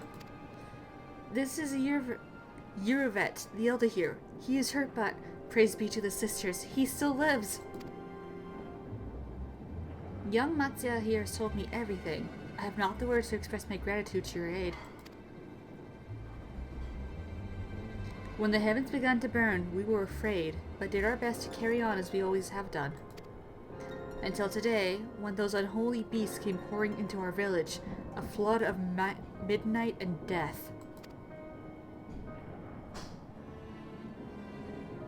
There are no words to describe what followed. Men and women I have known since they were babies, struck down by the creatures, only to rise again to join the murderous horde, in the guise of the same hideous fiends. In the chaos, a handful of our villagers fled for their lives. I can only hope they have found their ways to safety. Matsya, do you perchance remember Kirasaf and Mivan, the young couple who always brought you your freshest catches? How could I forget, Elder? When I first came to peddle my wares, desperate to eke out a living, they showed me such kindness. Others shunned me as an outsider, as is their way, but Kirasaf and Mivan bought my fish and sung its praises. They turned my fortunes around. Alas, I fear they are in terrible danger. I saw them running towards Agama Temple, one of those beasts in close pursuit. They had the child, still but a tiny babe. To elude these fiends while caring for one so young is an impossible task, surely. I beg of you, go to their aid.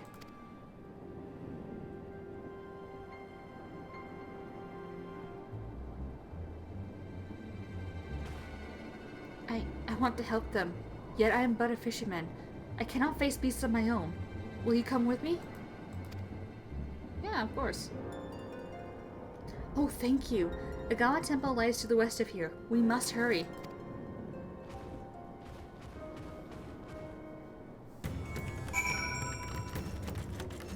Alright. Let's go.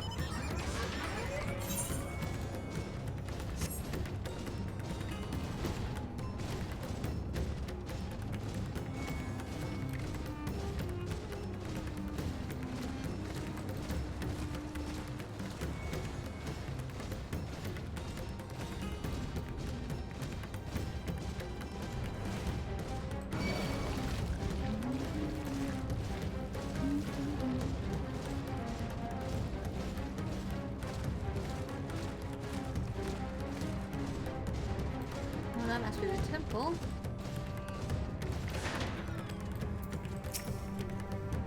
The temple is just ahead. It is built by those who worship Saint Agama, but has sadly fallen into disrepair in recent years. If my friends made it this far, no doubt they are hiding somewhere amidst the ruins. No, please! Save— Oh! That was Kirsov! Oh no, this is not good. I'll take a look. But please do. The cry came from the ruins. You must hurry.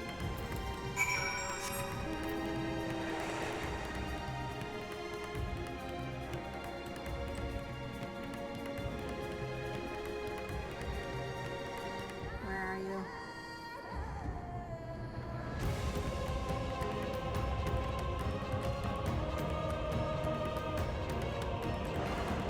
Oh dear.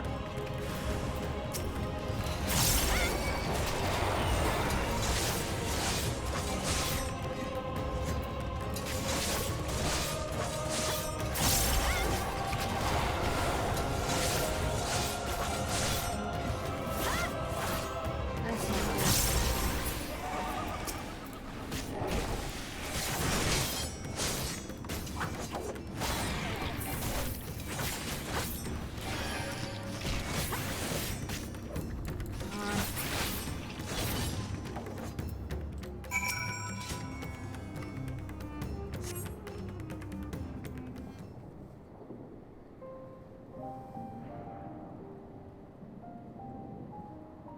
The man lies motionless on the ground, bearing a grievous wound.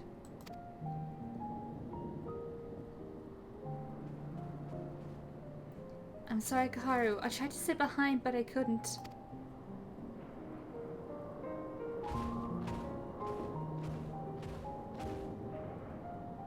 No, it cannot be. Is someone... anyone... My arms, so heavy. And my legs. I cannot feel my legs. My wife fled with our daughter. I need to find them. Need to be with them. I need...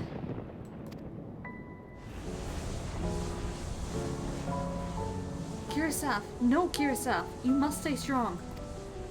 More time. I thought I had. I don't want to die.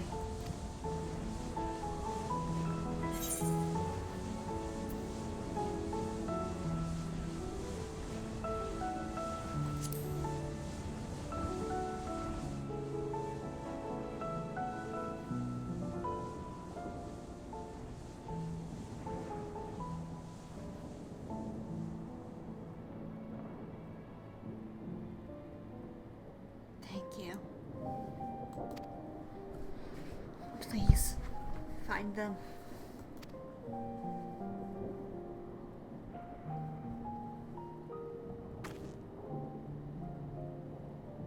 Mivan still lives, and she has their child. We must search the jungle between here and Palika Stand. There is nowhere else she could have gone, I think.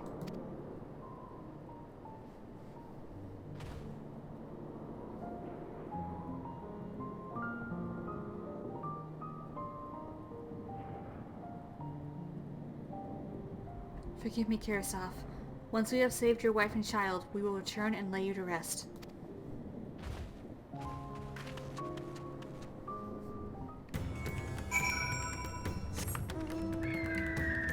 Back on search.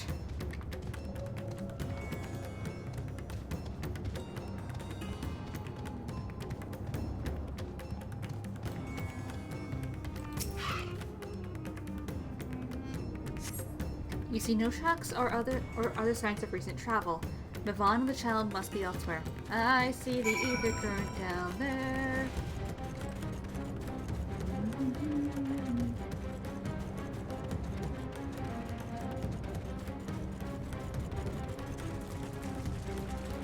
I see you.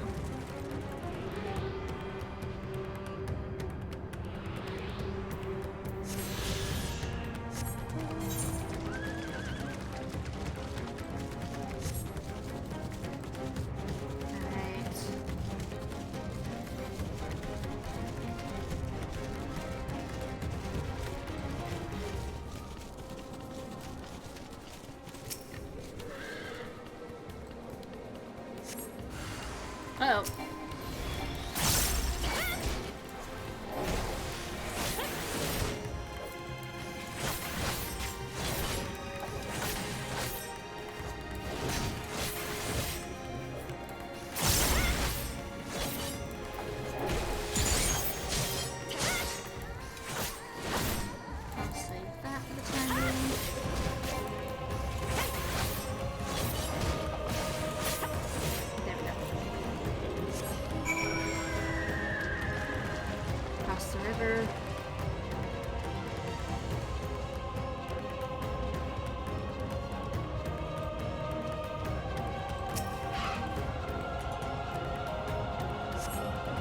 Mivan and your daughter came through this area recently and see no evidence of their passage.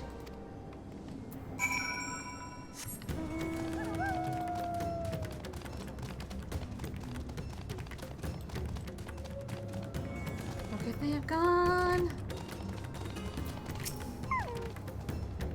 Did you see any sign of them? I found nothing. Perhaps the beasts have chased them farther from the village. Oh, the gods above, I beseech you. Pray deliver Mivan and her little one to safety.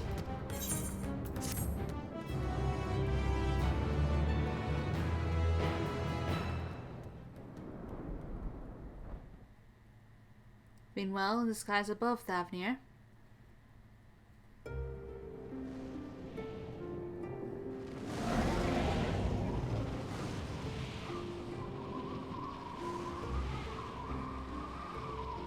No more enemies to trouble us here.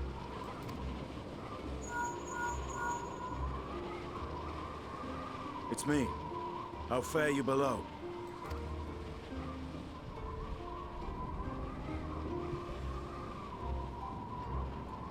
Understood.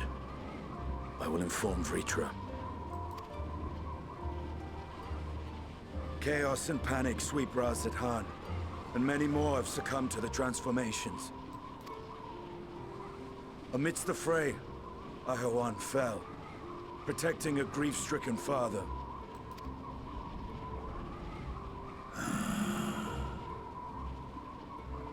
My friends fight alongside your Radiant host to secure the capital.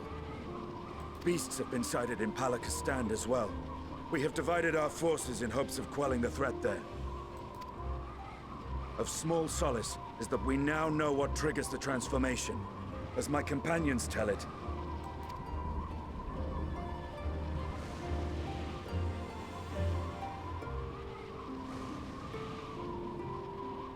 So it is the very fear and despair in their hearts which inflict this abhorrent punishment upon them. yes.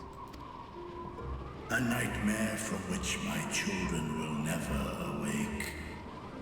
O capricious and cruel fate, they are undeserving of such condemnation.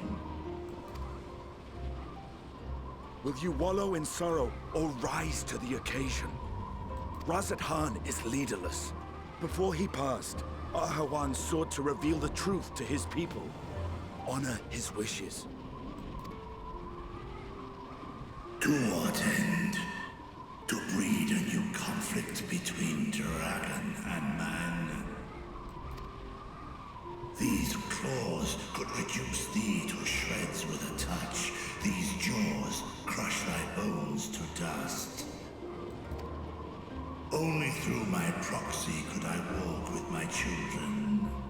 Without him, I am a bringer of fear, no different from the beasts which beleaguer them.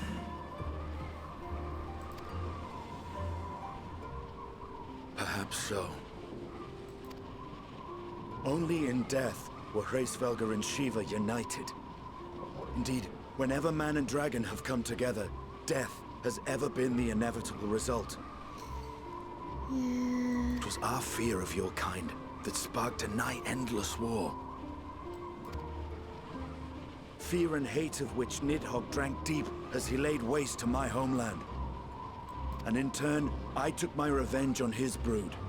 Blood for blood, pain for pain. I thought nothing of theirs, only of mine. And yet, were the chasm between us too vast and too deep, Hraesvelgr would not have borne Isael to battle and our rescue. He would never have entrusted a mortal champion with one of his eyes. And the Dragonsong War would still rage on. That it would. And I would still wage a never-ending war of violence and vengeance. The future of our star be damned. I cannot speak for Ahawan's greater goals. Yet I know that he served you, served your people, long and true. In this time of unprecedented crisis, he turned to you. You could do worse than to place your trust in him.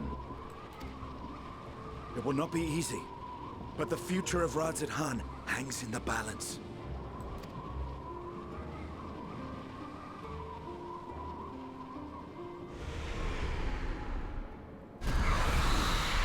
We have company.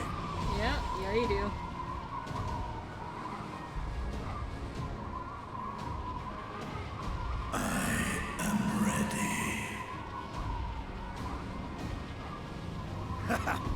The hour has come, Vritra!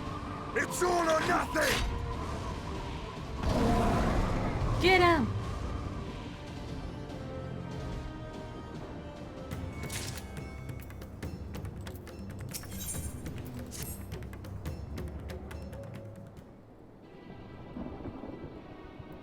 If Yvonne fled deeper into the jungle, she and her child are in grave danger.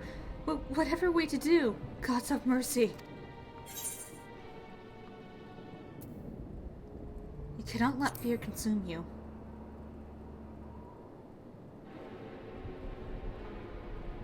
Fear consume me? What are you talking about?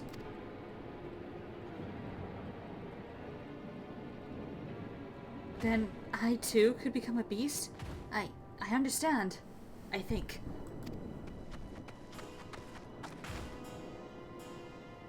I have seen to the wounded. How did the two of you fare? Did you find your friends?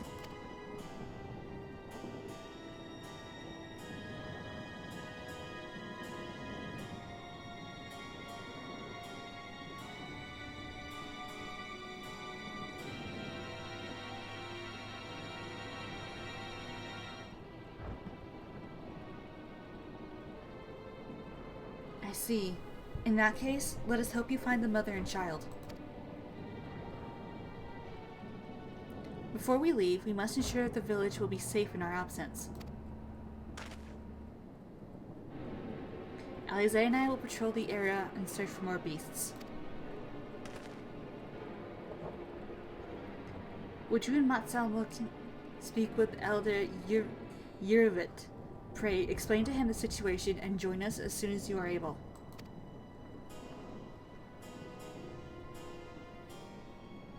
We will save Mivan and her child. We can do that much for pure Seth.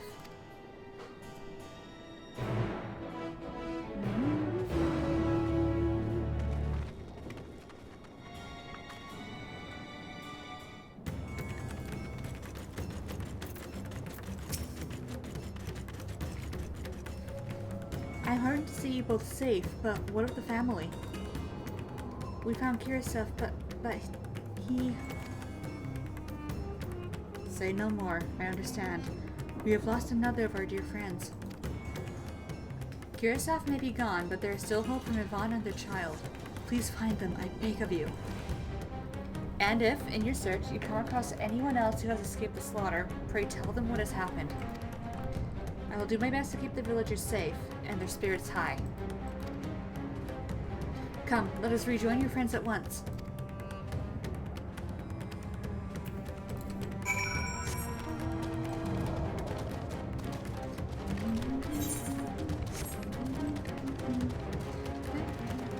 Alright, let's continue the search. I'm pleased to report that the vicinity appears to be beast-free, no doubt thanks to your earlier efforts. And with that, let us resume our search for your friend and her child. Where should we begin, Mattia? If we follow Kasirida south, we'll arrive at Perusa, a temple. It is a sacred place where people go to commune with the divinities. It's possible that Mivan sought shelter there, and perhaps other villagers as well. Then it's settled. Mattia, stay close to me, alright? You two take the lead. Keep an eye out for beasts and anyone in need of help. Very well. We make for Perusa as quickly as we are able. With me.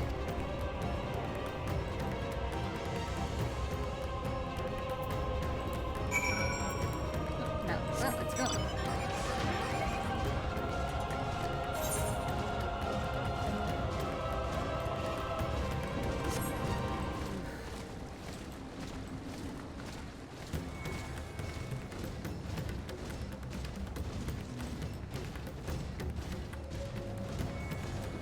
Oh dear.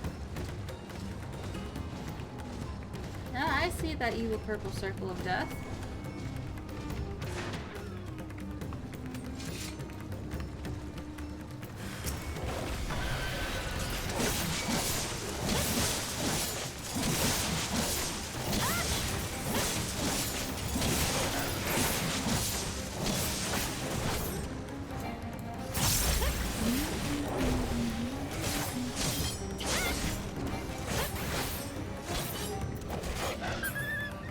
Down you go.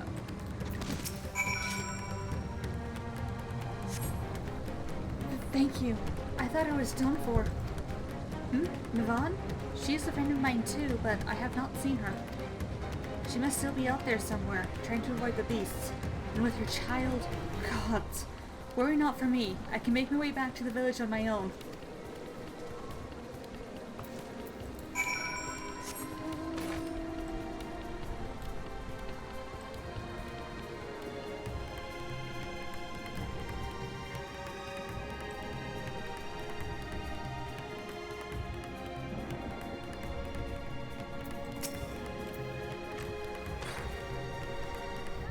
Gaharu, wait! Peruzia lies just up ahead, but something terrible has happened.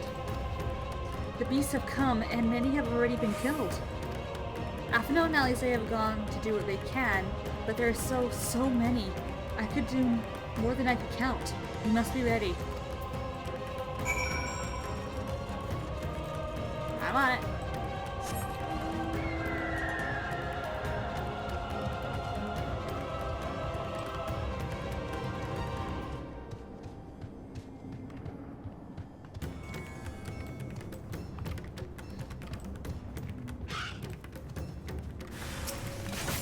Oh. Ooh, I'm sorry. I tried.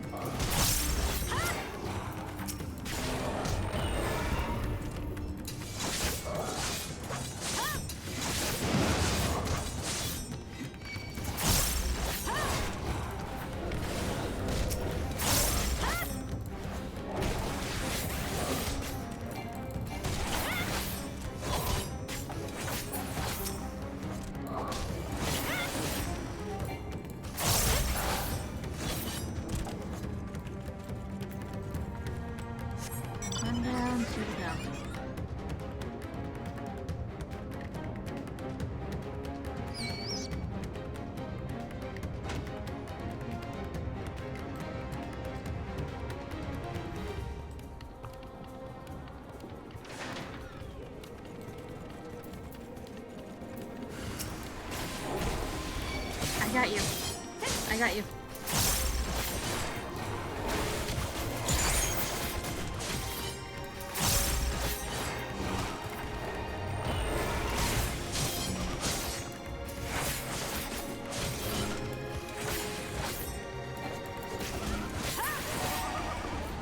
I got you.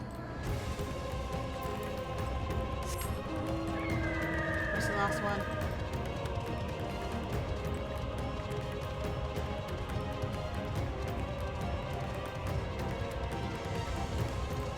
There you are.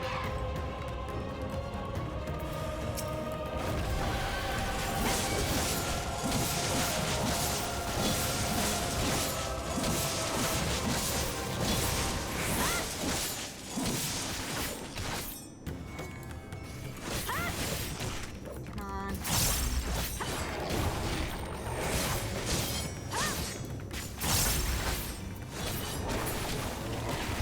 Gotcha.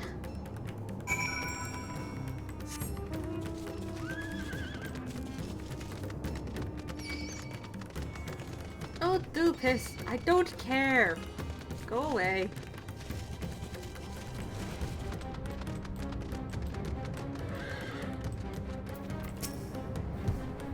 There you are. Cover the others.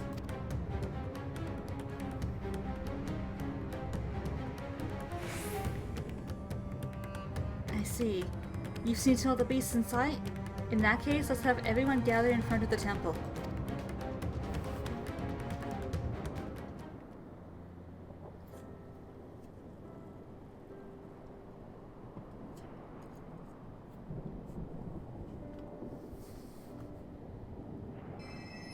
Courage, friend.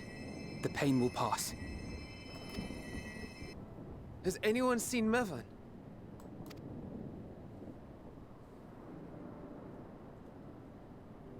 Where could she be?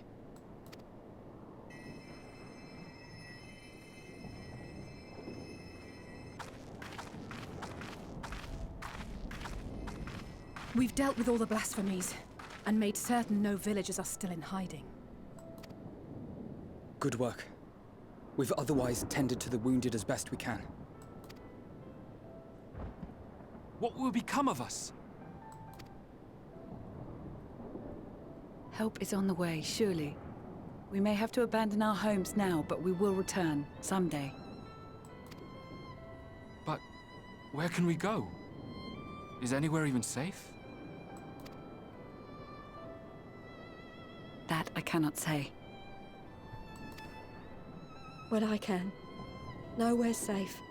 Run all you like, but there's no escaping these things. And even if I could, it's too late for my family. Oh.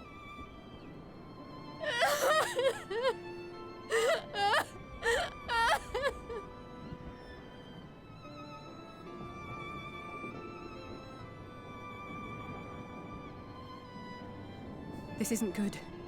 The more they dwell on the tragedy, the more likely we are to lose them too.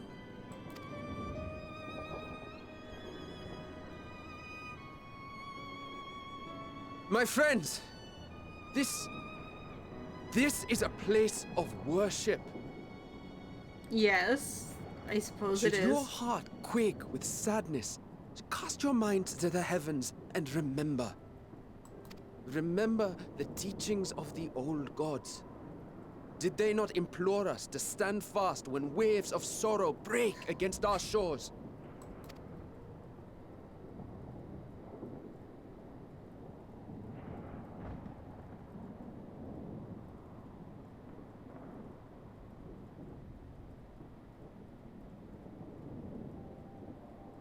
Know this, my children. There is more ugliness than beauty in this world. To live is to suffer. To drink of calamity and drown in anguish. To toil and be tested, always and ever. 'Tis a perilous path you walk. Death lurks in the dark, and is the sole promise that awaits at journey's end. You will tremble with terror. You will weep tears of anger and despair.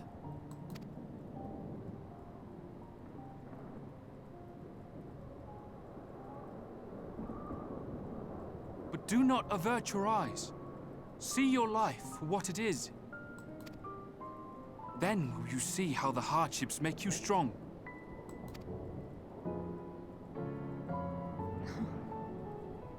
Every doubt reforged as scales for your armor.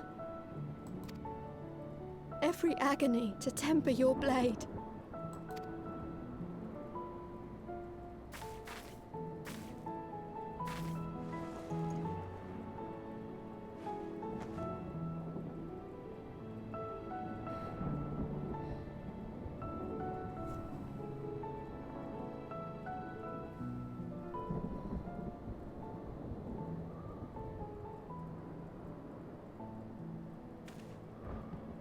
Thank you, lad. We'd almost forgotten who we are.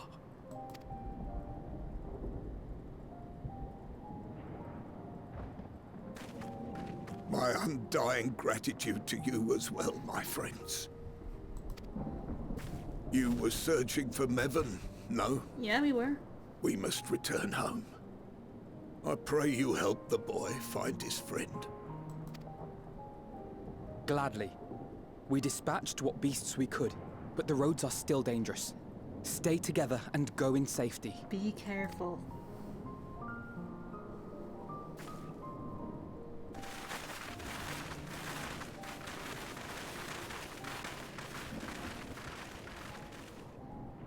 That was very impressive, what you did back there.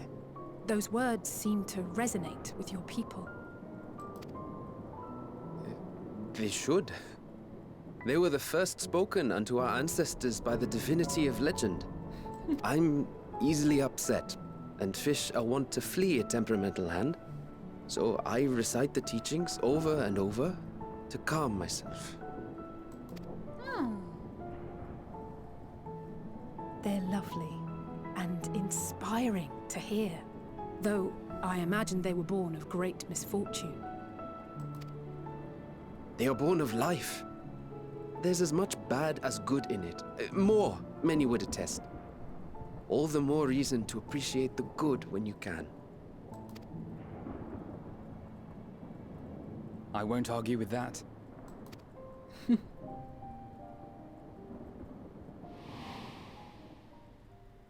In darkness, seek joy. Surrender not to sadness, and see beyond despair. Walk free, and bear the light for others to follow.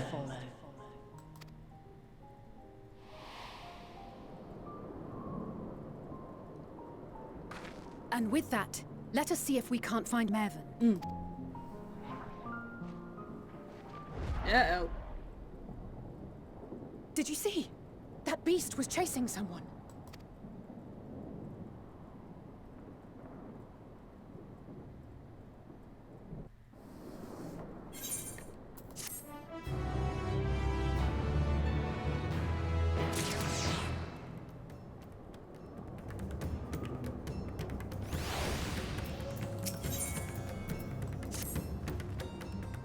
Over there. My view was blocked by the trees, but I'm sure I saw someone being chased by a beast. Gahar, go with Matsia and search along the river. Alphino and I will circle around from the south.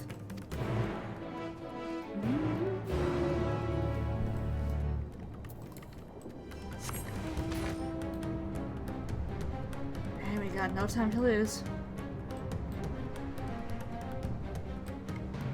Up.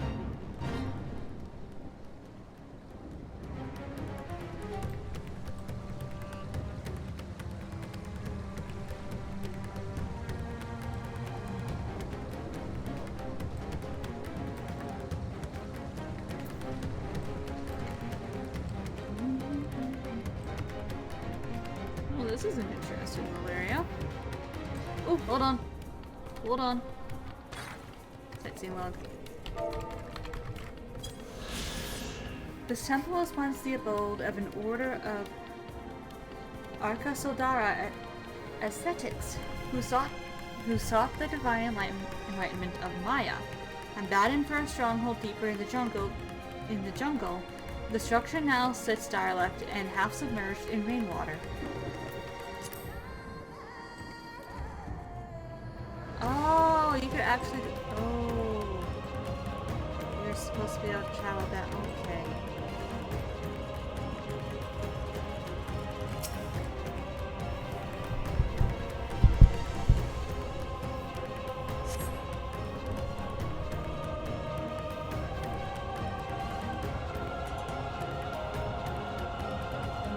Where are you?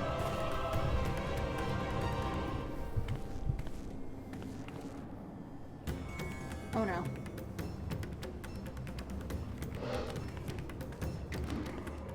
That's her! No, I'm sure of it! Mervyn! Don't! Please!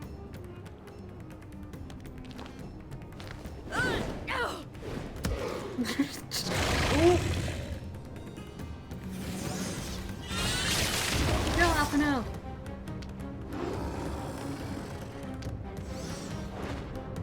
Oh, there's Ellie's egg. Oof.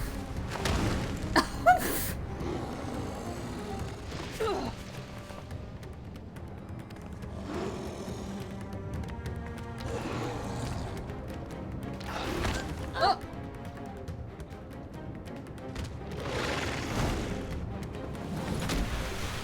No! God have mercy! I got it.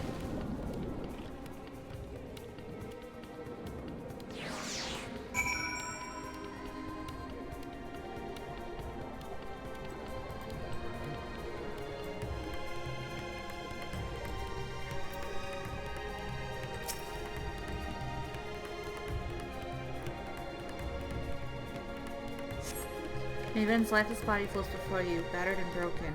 Her death, no doubt, came swiftly. Her infant daughter, however, is nowhere to be seen. Where are you?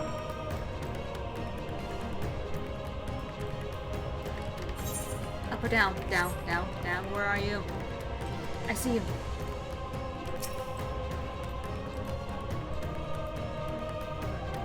Come on. You take the babe into your arms. If she outlives, you cannot tell, but she will surely not survive unless you carry her to the surface at once. Come on. Come on.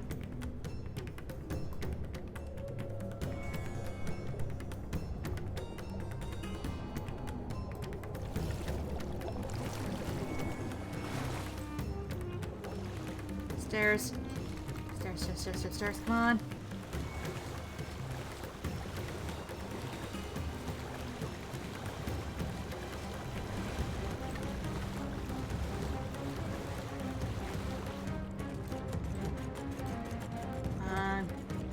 Up and up. Up and up and up and up.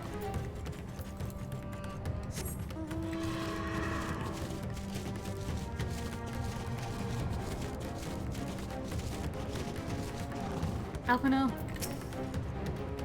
Did you find Niven and the child?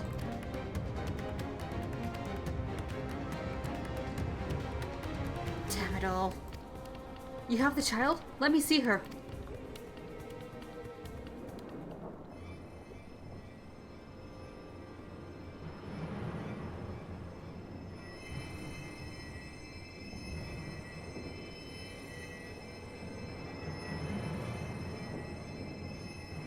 She's so cold, Elfino. The child is alert, and I see no wounds, and yet she grows weaker. My spells can do no more. What she needs is a change of clothes and a warm bed. We must hurry back. Oh, for the love of... Not now! Matsia, take the child.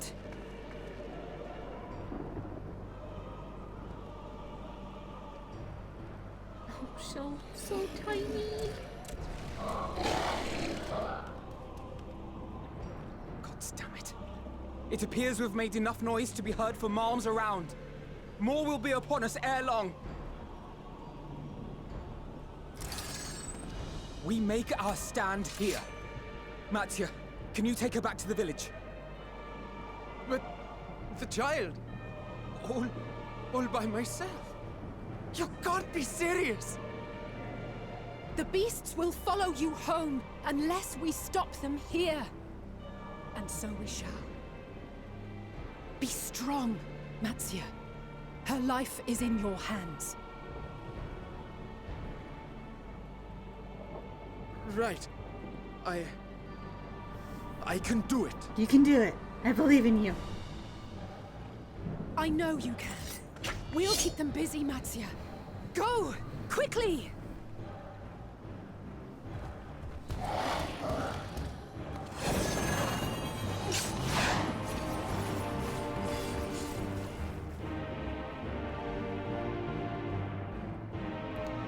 Go.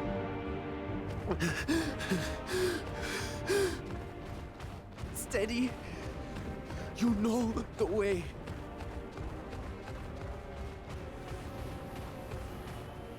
No. No! Not you too.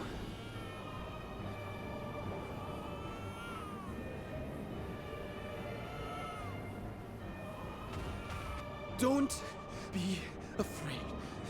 Don't be afraid. To live is to suffer, to drink of calamity. It is a perilous path. Death lurks in the dark.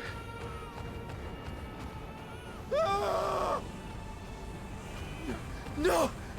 I'm not afraid! I'm not afraid!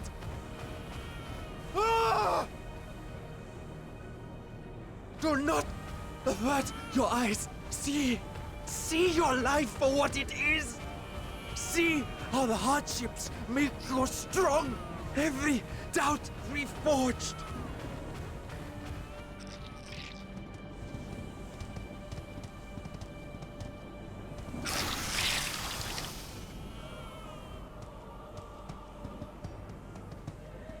Every agony.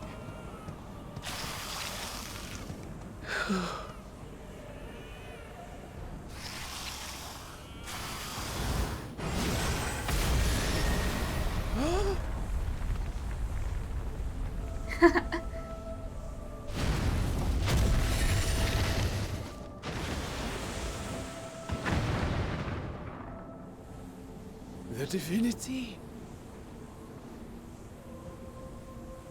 Nay, but one who would deliver thee just the same.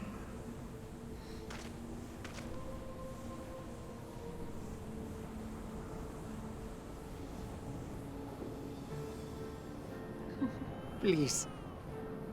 You must save the child. She is all that remains of Mevan and Grasef. Please.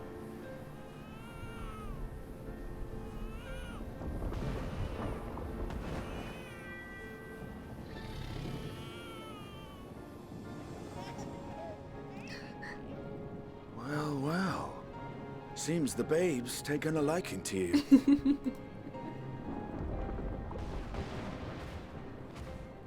Thou art strong, little one. Let us convey thee to thy home.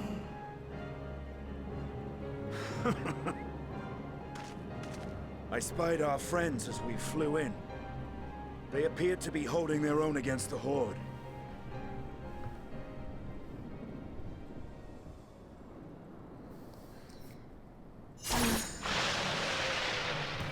Good timing, you two.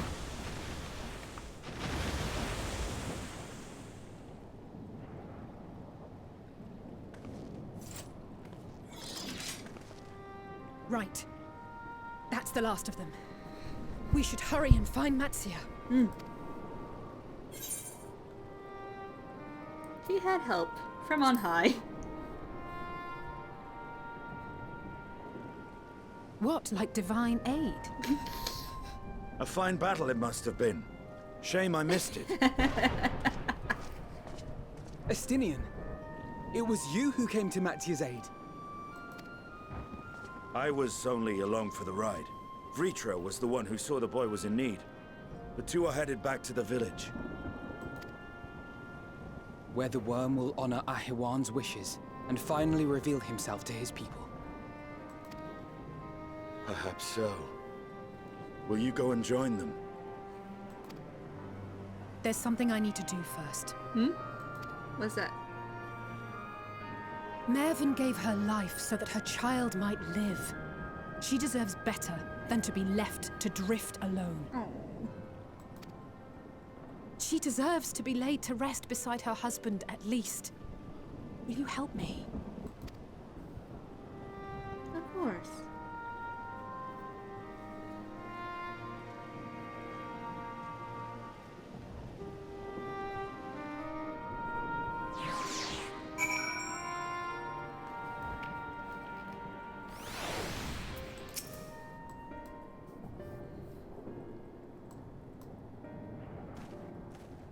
We have done what we can. 'Tis for the villagers of Palakistan to perform the funeral rites.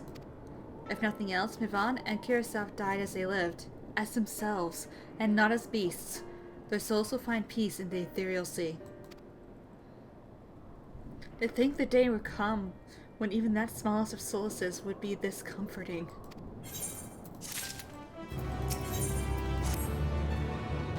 You're ready then?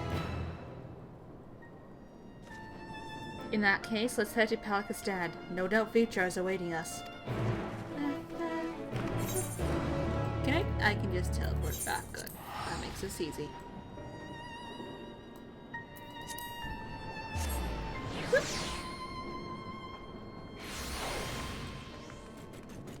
Vitra!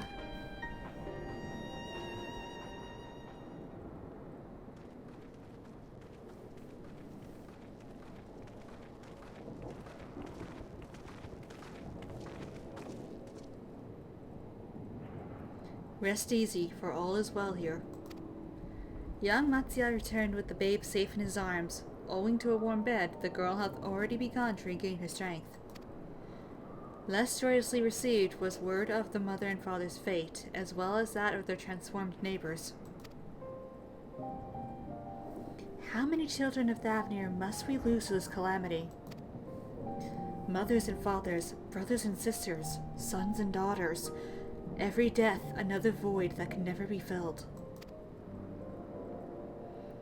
We who survive must carry the weight of their memory as we strive to regain a semblance of what we have lost. Kirsaf Mivan's babe is a child of Thavnir as well. I thank you for returning her to us safe. Yeah. Got yelling at me again.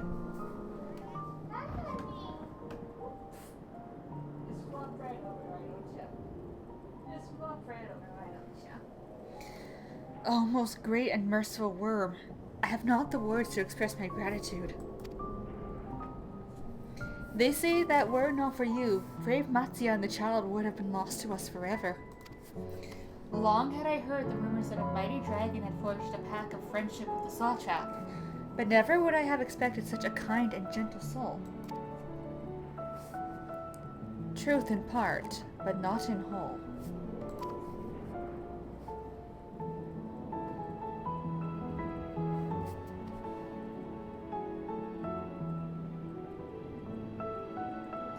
I am Vitra, and for years uncounted hath this isle served as mine abode. An isle I have ruled over as Sawtrap, and Ahawan as my loyal servant. Are my ears to be believed? You were the true Sawtrap all along?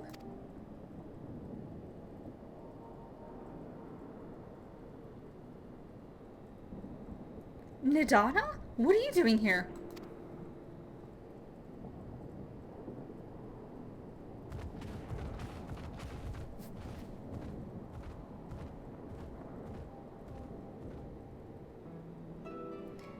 I heard from the Radiant that you had gone to help the people of Palakistan in their time of need.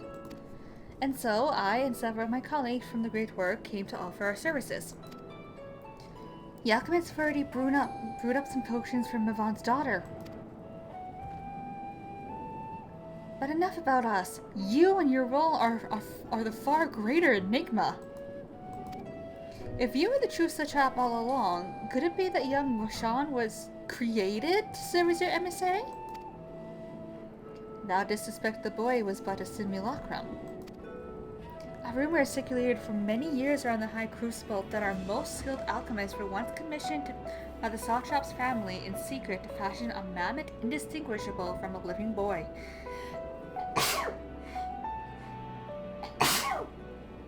I'm sorry, I had to sneeze. Don't yell at me for sneezing, little one, okay? Alright, yell at me because I just...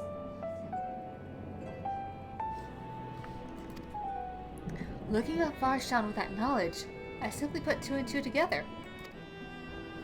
I was not alone in drawing this conclusion, but like me, they no doubt recognized that the Sawtrap was using the simulacrum to work more closely with his people, and decided not to press the issue. I had always assumed that one of Ahawen's associates was manipulating it from afar, though the truth is indeed far more surprising. It is an honor to meet you in the flesh, Master Vitra. Pray allow me to express my gratitude. If you had not believed it in and given unto us your scales, I do not know where we would be. Thank you, from the bottom of my heart. 'Twas thou and thy fellow alchemists that fashioned the means to unmake the towers. You were the saviors not only of Razat Han, but the star. Far too kind you are, Master Vitra, but the star yet wants for salvation. Once more, my colleagues and I commit the knowledge and resources at our disposal to the mission of aiding the people in this their darkest hour. 'Twould seem this place is in good hands. I would return to see how Razat Han fares. What will you do, Scions? I worry for the survivors we met at Perusa. Shall I pay them a visit before making our way back? In that case, might I ask a favor? Nothing too burdensome, I promise. This way.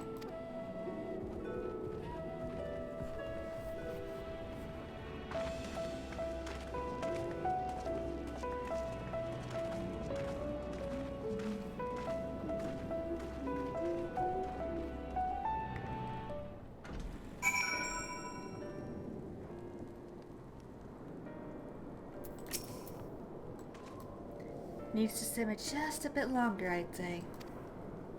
In the meantime, I was hoping I might ask you a few questions. The red sky, these terrible beasts. What in the name of the sisters is happening here in Thavner?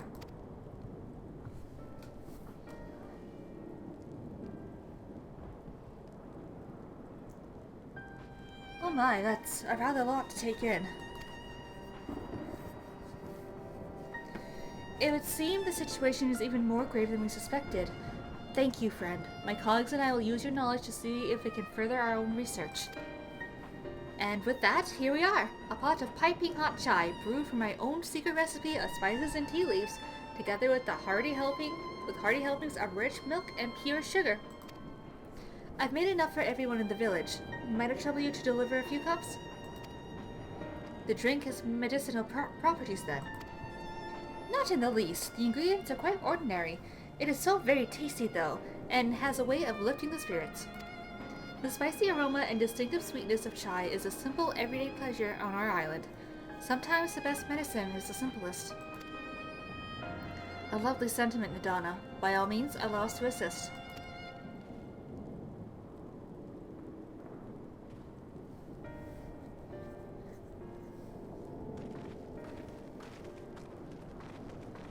While you lot distribute hot beverages, I'll do a sweep of the for errant beasts to slay. A far less arduous task, no doubt. When you finish, look for me at the wakeful Torana.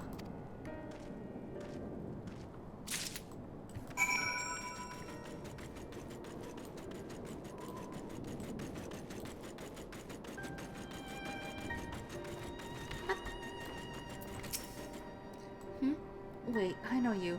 You're the one who saved us from those beasts back at the temple. Were it not for you, well, let's not even think about that. At times like this, we mustn't dwell what might have been, but look to the future. But what future awaits us? How can Raza Han hope to recover from this? Most of my friends are gone, and I don't know where to turn.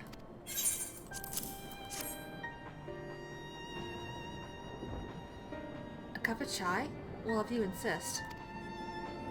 That aroma has a way of clearing the mind. Come to think of it, we've faced our fair share of trials in the past as well. And no matter how hard the times, we've always come together as a people united.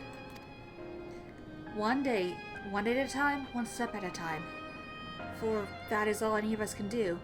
Yes, back to work. Once I finish this cup. Thank you.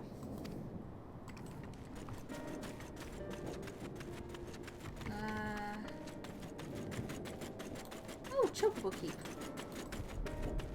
And I see one up there.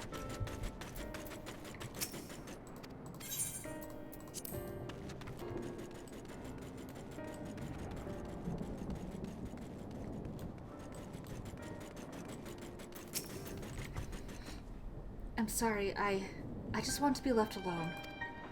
My best friend and I, we fled the village together. One of the beasts took him and it was all I could do to run. All the while, I could hear this monster's voice screaming my name.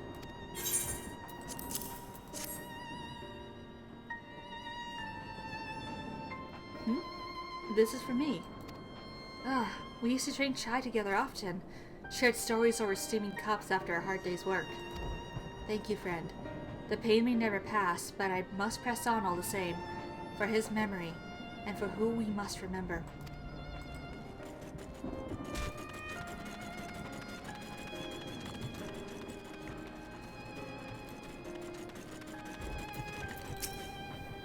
Look at them all, lazing about, knowing full well the beast might strike again at any moment. Do they not realize their lives are in danger? Well, I, for one, intend to survive. I'm too young to die. Yes, I'll leave this island behind if I must. But where would I go? Is anywhere safe these days? Have some chai. A cup of chai? Can't you say I have more important things to worry about? No, you're right. It is precisely in times like these that we must strive to remain calm and steady. I do believe I'll visit the Elder and see what needs to be done. If there is any way I can aid my village and my friends, I will do it.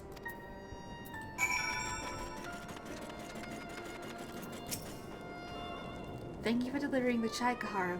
Did it help lift the village's spirits? That it did. That is heartening to hear indeed. The final day showed no signs of abating, but that is all the more reason that we must try to keep our composure. Our lives have been forever changed. The people we have lost will never return to us. These tragedies will long weigh on our hearts. But we have the capacity to live with our suffering, to carry the agony till we too join the fallen in death. It is not a surrender, but a recognition, for it is only in acceptance that we find the strength to move forward. Ether currents! As you have finished your deliveries, might I talk with you for a moment? I was curious to know what has become of Mivan and Kasaref's remains.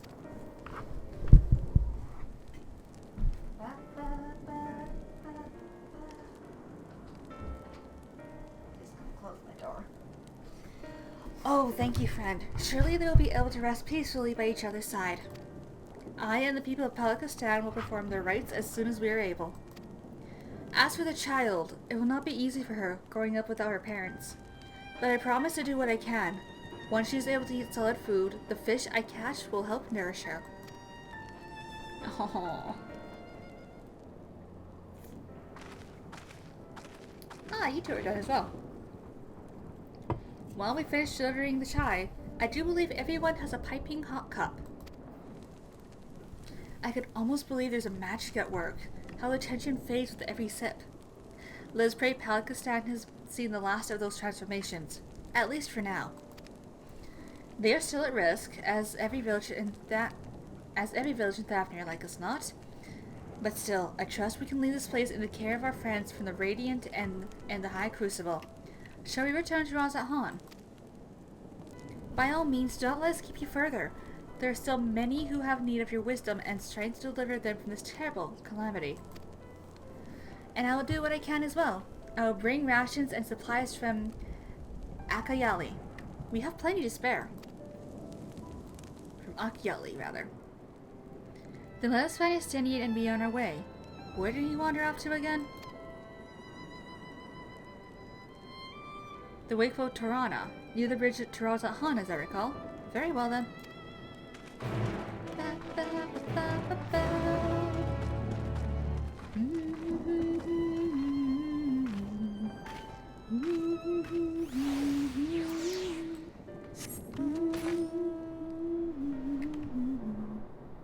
Away we go. Oh, come on. There we go.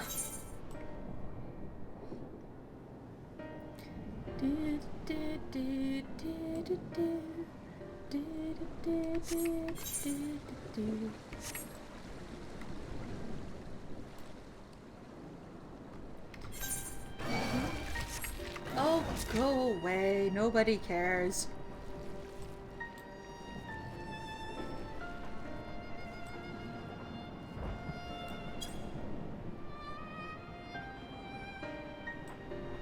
Hello, Estinian. Alphanel told me everything. Full glad am I to hear the people are safe. Likewise, you will be pleased to know I found no evidence of lingering beasts in the jungle and ruins. 'Twould seem you finished off the last of them. Trying time can lie ahead for the people of Thavnir. Fortunately, they have a wise and benevolent satrap to shepherd them through. Speaking of which, I received word from Thancred not a short while ago. He awaits our return to the city on Al-Zadal's path. Come. Alright, let's go back inside the city.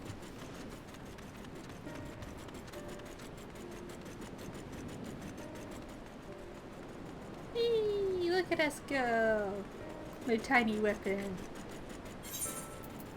No preference. No preference. Just take me to one.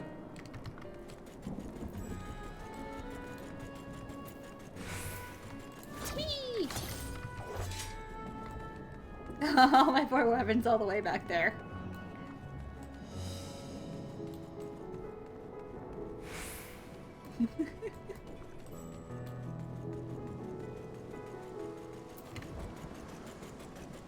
There it is. It's good to see you safe. Given the skies, 'tis all too easy to fear the worst. I am pleased to report that we've succeeded in quelling the threat here in the city. The beasts have all been felled, and the citizens are safe for now.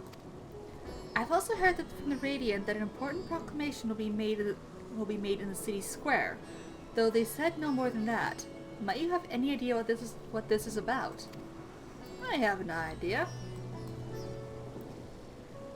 So Vitra is finally coming out from behind the curtain. I suppose we too should hear what he has to say. To the Mega Duta then. But before that, it would appear that word of the assembly has not reached all the citizens. If anyone along the way seems unaware, we'd best enlighten them.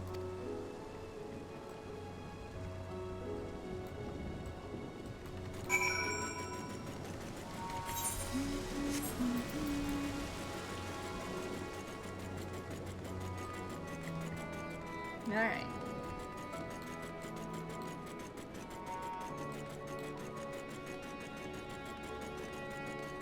Up the stairs.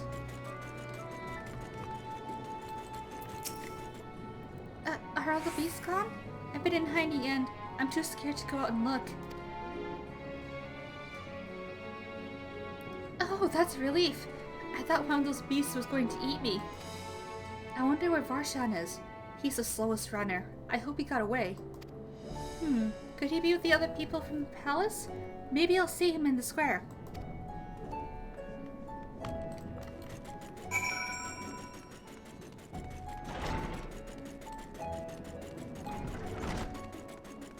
Are you hiding behind a lamppost? Oh my god, you are. Leave me be, please. I swear to you, my flesh tastes absolutely terrible. Oh lord. Oh gods, what are you doing scaring me like that?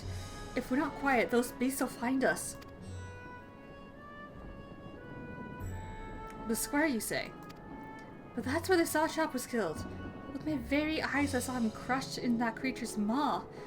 So many lives lost. Such terrible carnage. And you say there is someone else who would lead Rosat Han in his stead? Whoever they are, if they say anything to sully the memory of our beloved Satrap, I'll make them regret it.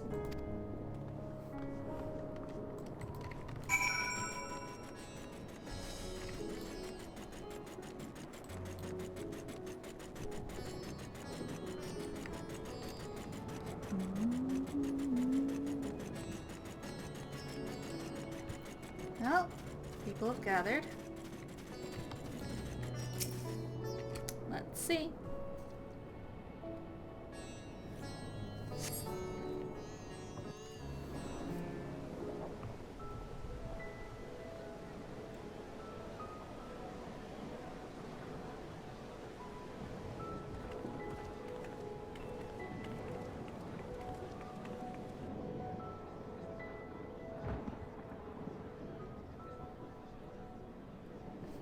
Look!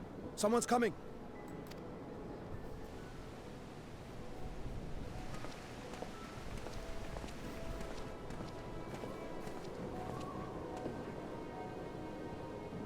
People of Razathan, it warms my heart to see so many brave, resilient souls before me. Today, I would share with you a great revelation. But before I do, I must make a humble request. Do not be alarmed, nor avert your eyes. See the one I unveil for who he is, and know that he means you no harm.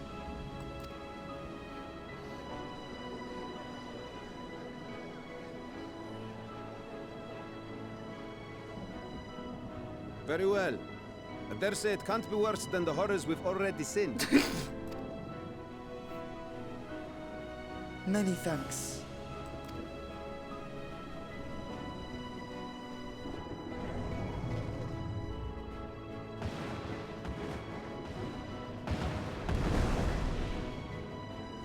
Oh, there he is.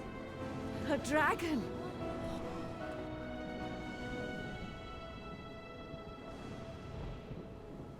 Wow!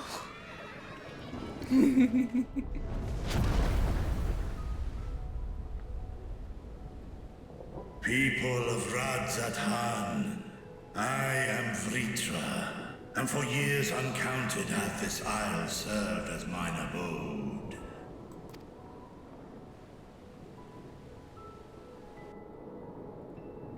'Tis as the Satrap's ally I am known.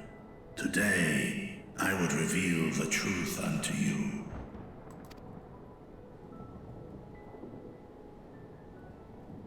Let us hope they accept him. I'm sure they will.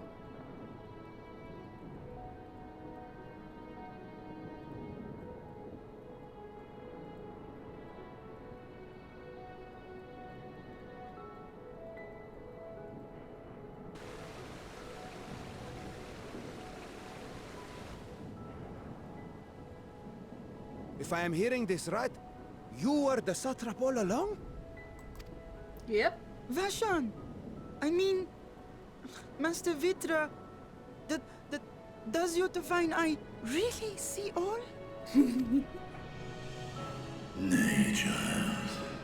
While mine eye hath borne witness to the whole of our nation's history, to its future I am blind as thee.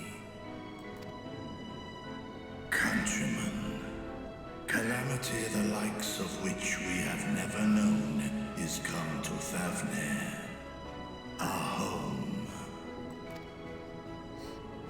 Friends and loved ones have been taken from us. I, too, have lost my closest confidant. Ahawan loved this land and served it with dignity till his dying breath. A nobler satrap there will never be. For so long, I lacked the courage to face you. I will not easily earn your trust, this I know. And yet, I cannot sit idly by and abandon Radzat to her fate. A font of boundless vibrancy, this jewel of the ocean. Since time immemorial, hath she glittered with every color imaginable. To this dragon, slumbering in his dark lair, 'twas a mesmerizing sight, and one that brought no end of joy to my heart. This calamity hath stolen too much from you already, yet so long as you live, the light of Radzat will never be extinguished.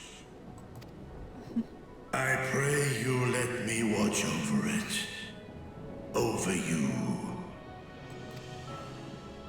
And lend me your strength, that we might face this trial and those to come as one.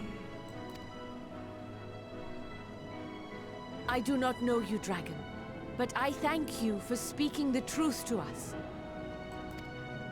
As divinities, both Manusha and Riga once joined together, so too do I believe that hand in hand, we can overcome this ordeal and welcome an era of peace.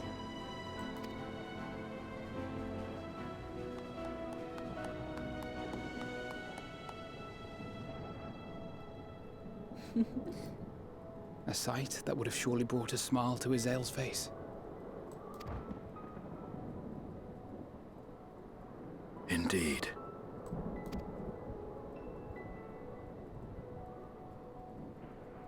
Oh, hello.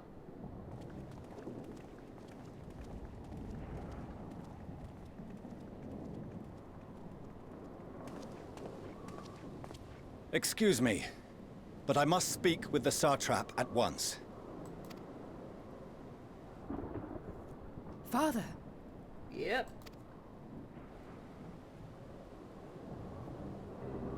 You have suffered dearly of late, yet you must endeavor to look beyond these losses to the future you yet have. On behalf of the Forum of Sharlayan, I come with a proposal by which you, the people of Radzat, might be saved. I say again, I must speak with your satrap. I beseech you, take me to him with all possible haste. He's right. I am satrap here. Speak thy proposal. All present shall hear and judge.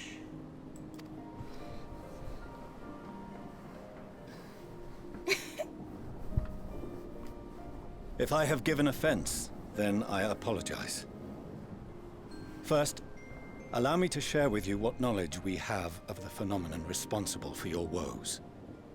The final days. 'Tis an affliction of stagnancy and rot, sown into the currents of the star. Though the first prominent manifestation was here, in Thavner, it will invariably spread to every corner of the world. The Forum was forewarned of this apocalypse several centuries ago. Thenceforth, my predecessors sought to prepare for the end times in the only conceivable fashion, by securing a means of escape.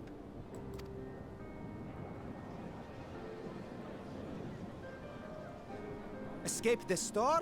What madness is this? 'Tis by no means madness. With the coming of the 7th umbral calamity, the true nature of the Red Moon, Dalamud, was revealed. That it was an artificial construct of ancient Alag. Yeah, it was. But what of the Silver Moon? This celestial satellite is yet another technological marvel fashioned and maintained by ancient allies. A ship that will sail the heavens and deliver our people from destruction. And by our people, I speak not only of Sharlayan. We mean to save every man, woman, and child it is within our power to save. Including you, our dear friends of Radzat Han. Recent events necessitate adjustments be made, and quickly, but we can and will escort you safely to the moon.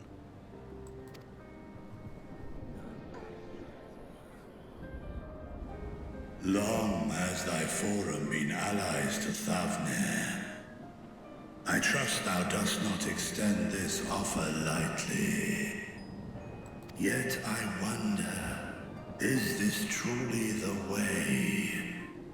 Is there a future to be built for us beyond this star our father deemed the last bastion of hope? It is for that very reason I come before you and your people. To answer any and all of your questions. To offer my assurances and allay your fears. Though, if you wish the best for your people, I advise you to render your decision swiftly.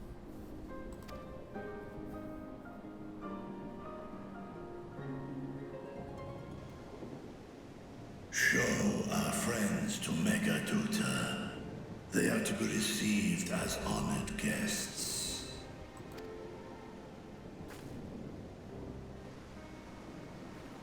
Worry not. Whatever decision is reached, your paths shall be yours to decide. Until then, heed the warning of these brave heroes. Guard your hearts against fear and despair, for it is within such fertile soil that the seeds of blasphemy find purchase. Remain calm and attend to your daily tasks. I shall return anon.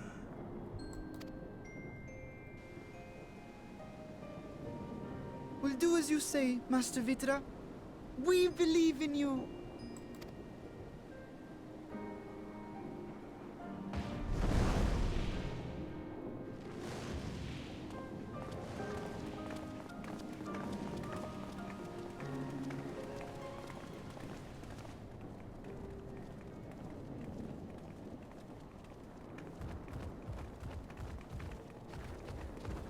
Oh, you're still here. What a relief. Nidana, what's the matter? Has something happened at Palaka's stand? What? Oh, no, not that I know of. Okay. I just hope to hear your thoughts on a theory of mine. Okay.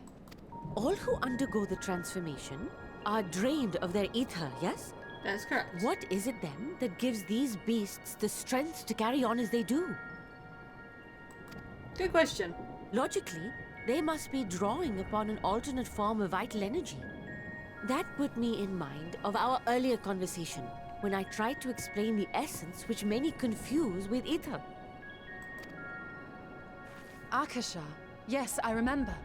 The unseen gift bestowed from on high. An energy influenced solely by emotion. Yes, yes. In this instance, negative ones set Akasha into motion, thereby infusing the beasts with vitality. I posit this as the mechanism by which the beasts are born and sustained. Ah, do you still have that flower? Yes, yes I do. Oh, oh dear. Ah! Oh god. If we accept that it once shone bright by drawing upon Akasha, influenced by the thoughts of those nearby, then fear, terror, despair, negative emotions so powerful as to suffocate it, permeated the air in this place.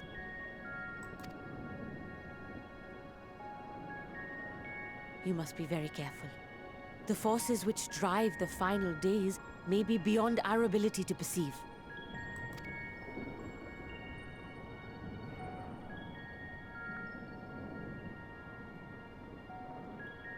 Sorry, I didn't mean to scare you like that. At any rate, I will continue my research into Akasha. Do temper your expectations, however. There are sadly few detailed studies upon which I may draw. Well, you know, any info's helpful. Formulating a new theory as you have is itself no small feat. Yeah. I wish you well in your endeavors, and pray you take care. Thank you. You stay safe as well, yes?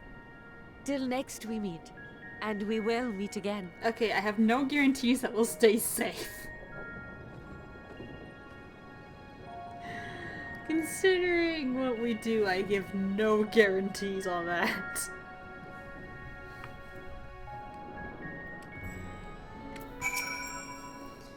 As far as we have come, and after all the horrors we have seen, there is still so much we do not know about the final days.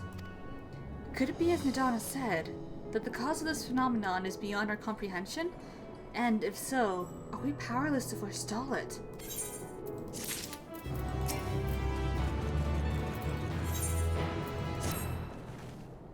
Greetings, honored scions of the 7th Dawn. I have a message from His Excellency the Satrap. Brave scions, you have my gratitude for aiding my people in this most trying of times. Alas, matters here at the Mega Duta prevent me from meeting you all in person. As a token of my appreciation, I have arranged a feast to be held in your honor. May it nourish you in preparation for the trials ahead.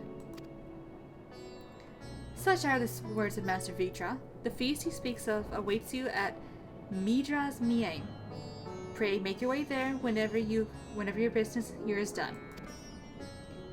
We thank you for your kindness. Indeed, I was hoping we might find a place to discuss our next course of action, and that seems an ideal venue. Oh, and to you, Kaharu Oro. There's someone we had hoped to introduce to you in particular. While I am loath to detain you further, might you spare a moment of your time? Of course. A personal invitation, knowing full well your services are in the highest demand right now? This must be important. Worry not, we'll save some food for you, so take all the time you need.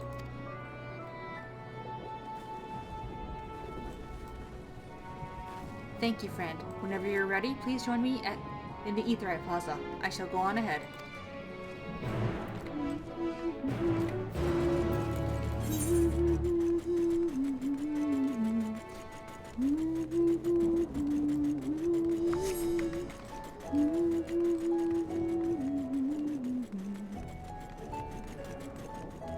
Come, tiny weapon, we away!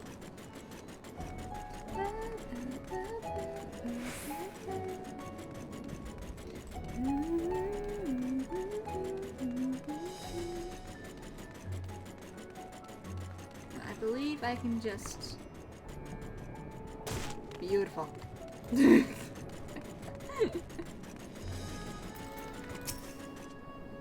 Access to the Aetheryte you see here has been restricted to a select few ever since the tower first appeared. We sincerely apologize for the inconvenience, but it was deemed too dangerous to permit the free movement of visitors at a time of emergency, a risk we could not take. In light of recent developments, however, the Satrap has decided that such restrictions would only hinder our efforts to combat the final days. As such, I would encourage you to attune with the Aetheryte before proceeding along the corridor. Hey, I can attune to the Aetheryte now.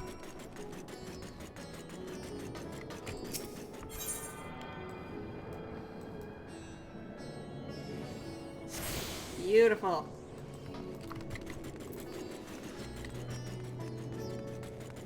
Now we go down over here.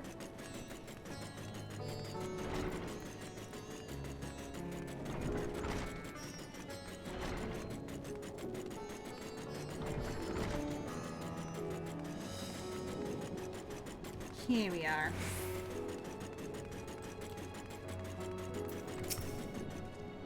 Ah, you must be wondering what this place is. You stand in the Hall of the Most Radiant, from where our leadership oversees all of Razat Han's military operations. Sundrop, our destination, lies just ahead.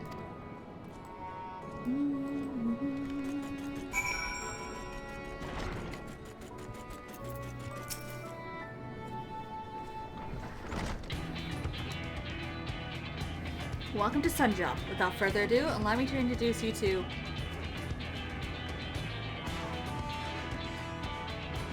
Oh, you're the fierce Kahara Oral, eh? I knew the moment you stepped through the door. You've the look of one who's walked through hell. Shirebot, please. You are speaking to the Star Trap's honored guest and savior of our people. Can you not show a modicum of respect? What disrespect is there in paying a fellow warrior a compliment? We're all friends here, or will be soon enough. More formally then, for the benefit of my countrymen, it is a pleasure to have you with us, O great champion of Eorzea, scion of the Seventh Dawn, warrior of light, and all-around good egg, I'm sure.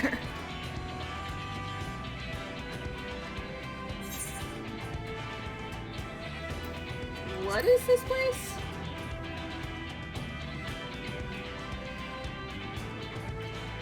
I hear you've been to Kugane, where you'll have seen all sorts of foreign embassies and whatnot. Well, we've got them here around Razat Han too.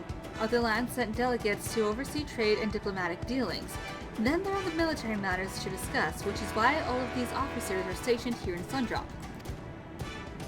I imagine you're more familiar with each of the nations they represent, yes? We've got representatives from Doma,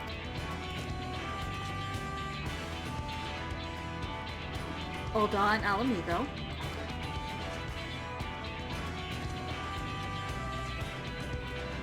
Lumsa and Lominsa,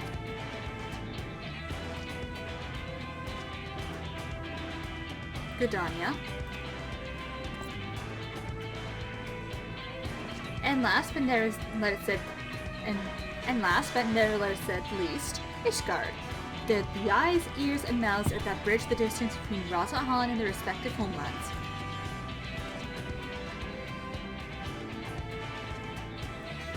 We've used this brief respite to share details of our plight with our overseas counterparts. And wouldn't you know it, all of their leaders requested a few words from you specifically. You're a woman in high demand, eh? And so, would you mind regaling us with your own account? Indulge us before you indulge yourself.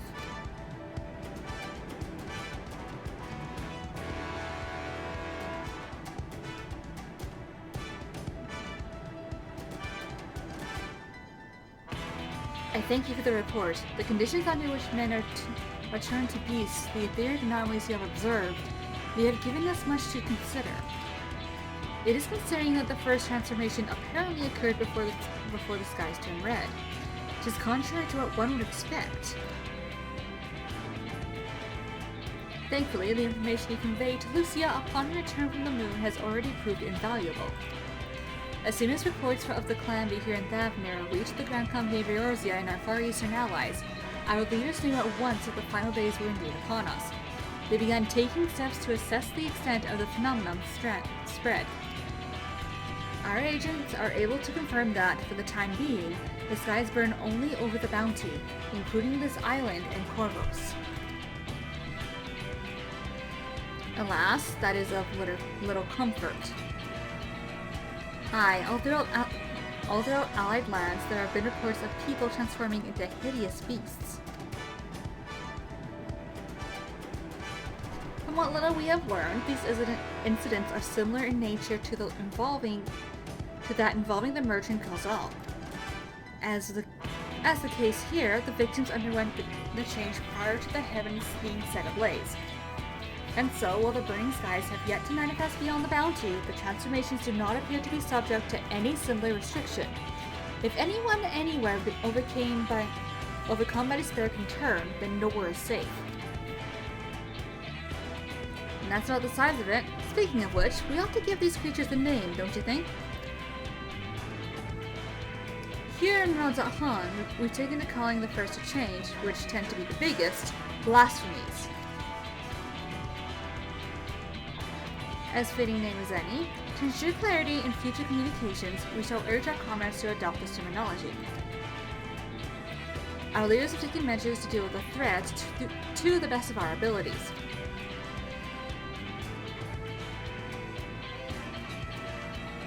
Right, each nation has assembled their own groups of elite soldiers to put down these so-called blasphemies and their spawn as when they appear.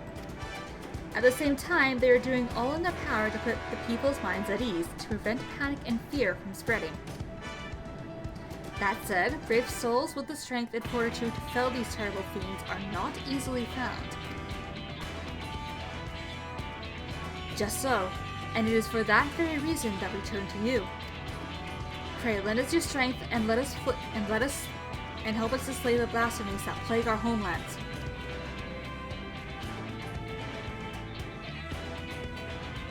Now, you don't have to give your reply before dinner. I should also mention that each blasphemy seems to possess wildly different characteristics. What works well against one may serve you poorly against another. So before you go rushing off to save everyone's day, have a word with the delegates. We'll tell you what to expect.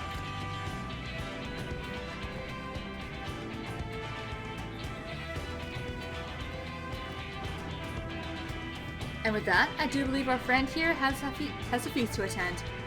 Spare a thought for us while you're talking into all that fine cuisine, eh? And this is where the role quests are. Now, quick disclaimer, I've only actually done one.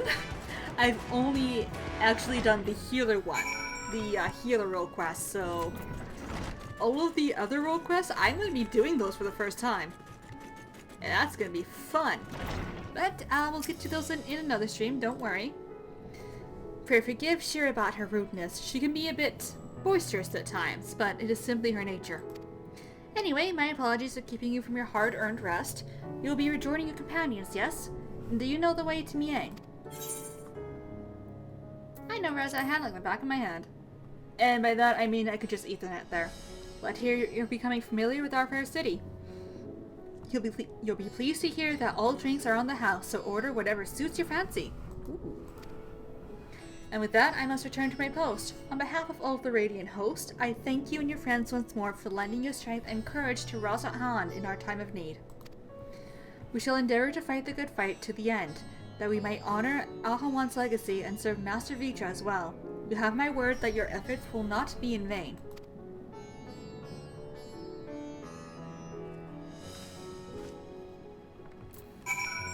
Yeah, I've only done the healer one here. Which I believe this is the healer one. So I will be doing that one first, and then we will make our way through all the other ones that I have never done before. It's gonna be interesting. Going through all of them.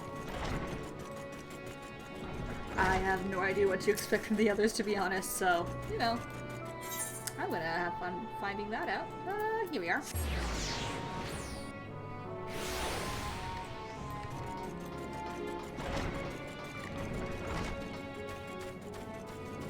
Here we are.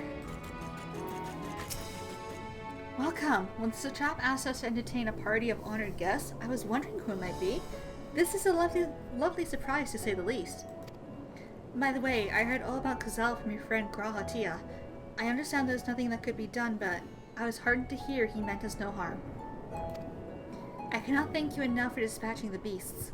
As the smallest token of our thanks, your food and drink tonight are Merid Street. Speaking of which, what should I start you off with? A popping hot mug of chai, please.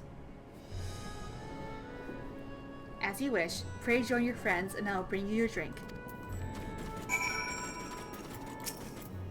Welcome back. Whatever did the Radiant want with you, pray tell? Our allies have sent military delegates. That's news to me. Mind sharing the details?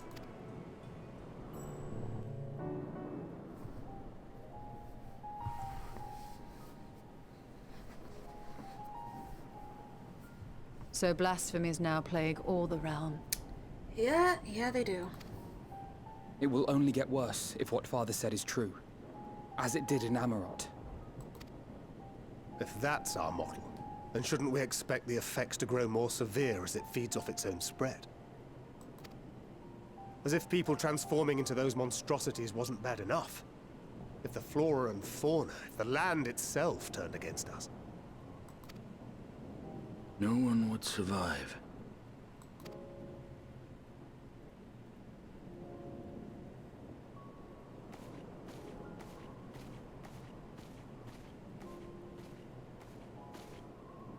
Here's your order, friend.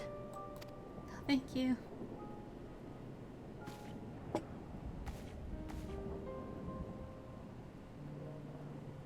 May you find comfort in these dark times.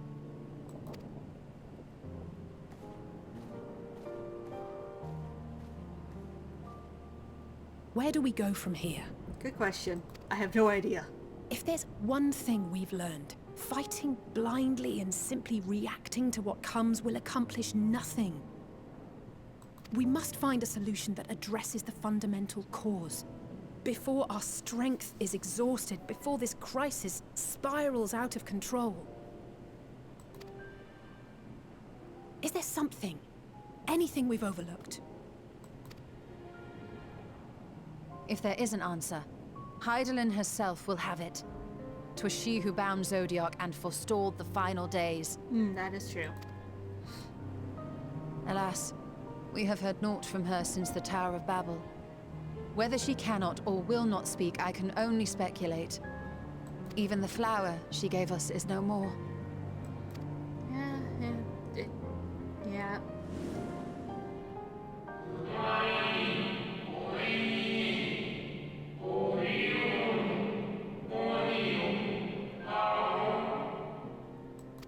Elpis.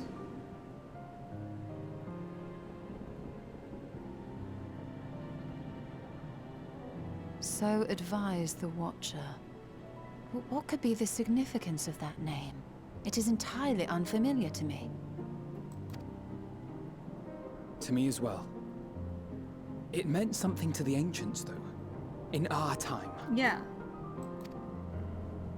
Most surely. Yet I do not recall a single mention of it in the records of Anida. Another dead end. And quite literally. It's not as if there are any ancients living we could go and ask. Not alive as such, but not quite dead. Elidibus?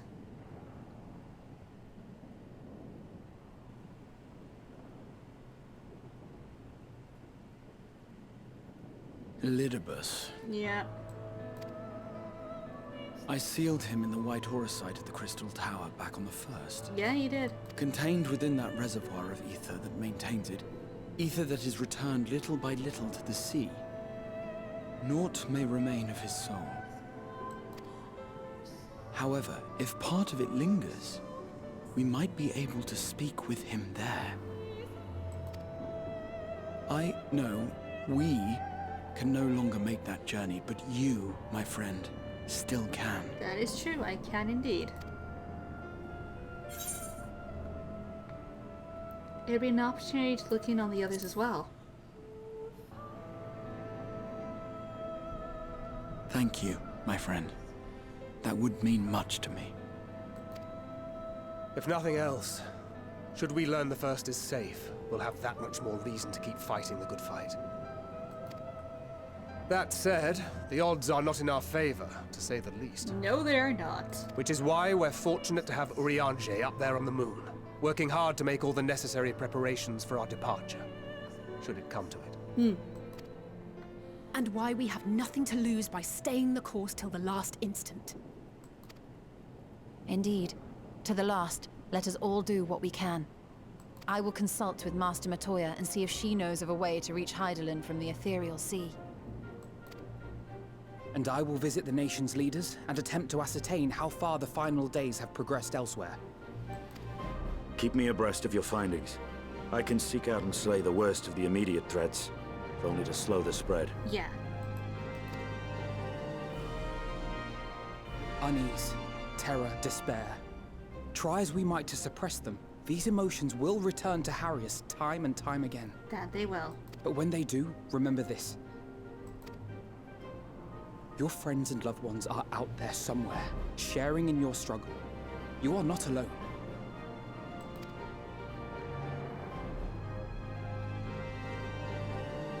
So ends the brief respite before the next revelation. Yes, so much left for you to see. Where beginning ends, and end begins.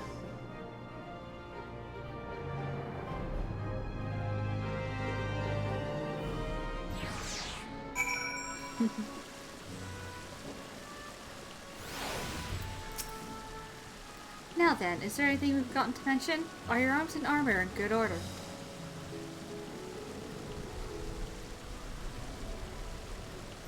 In that case, it's time we each attend to our tasks. When you arrive on the first, give my regards to Reem. Tell her I miss her.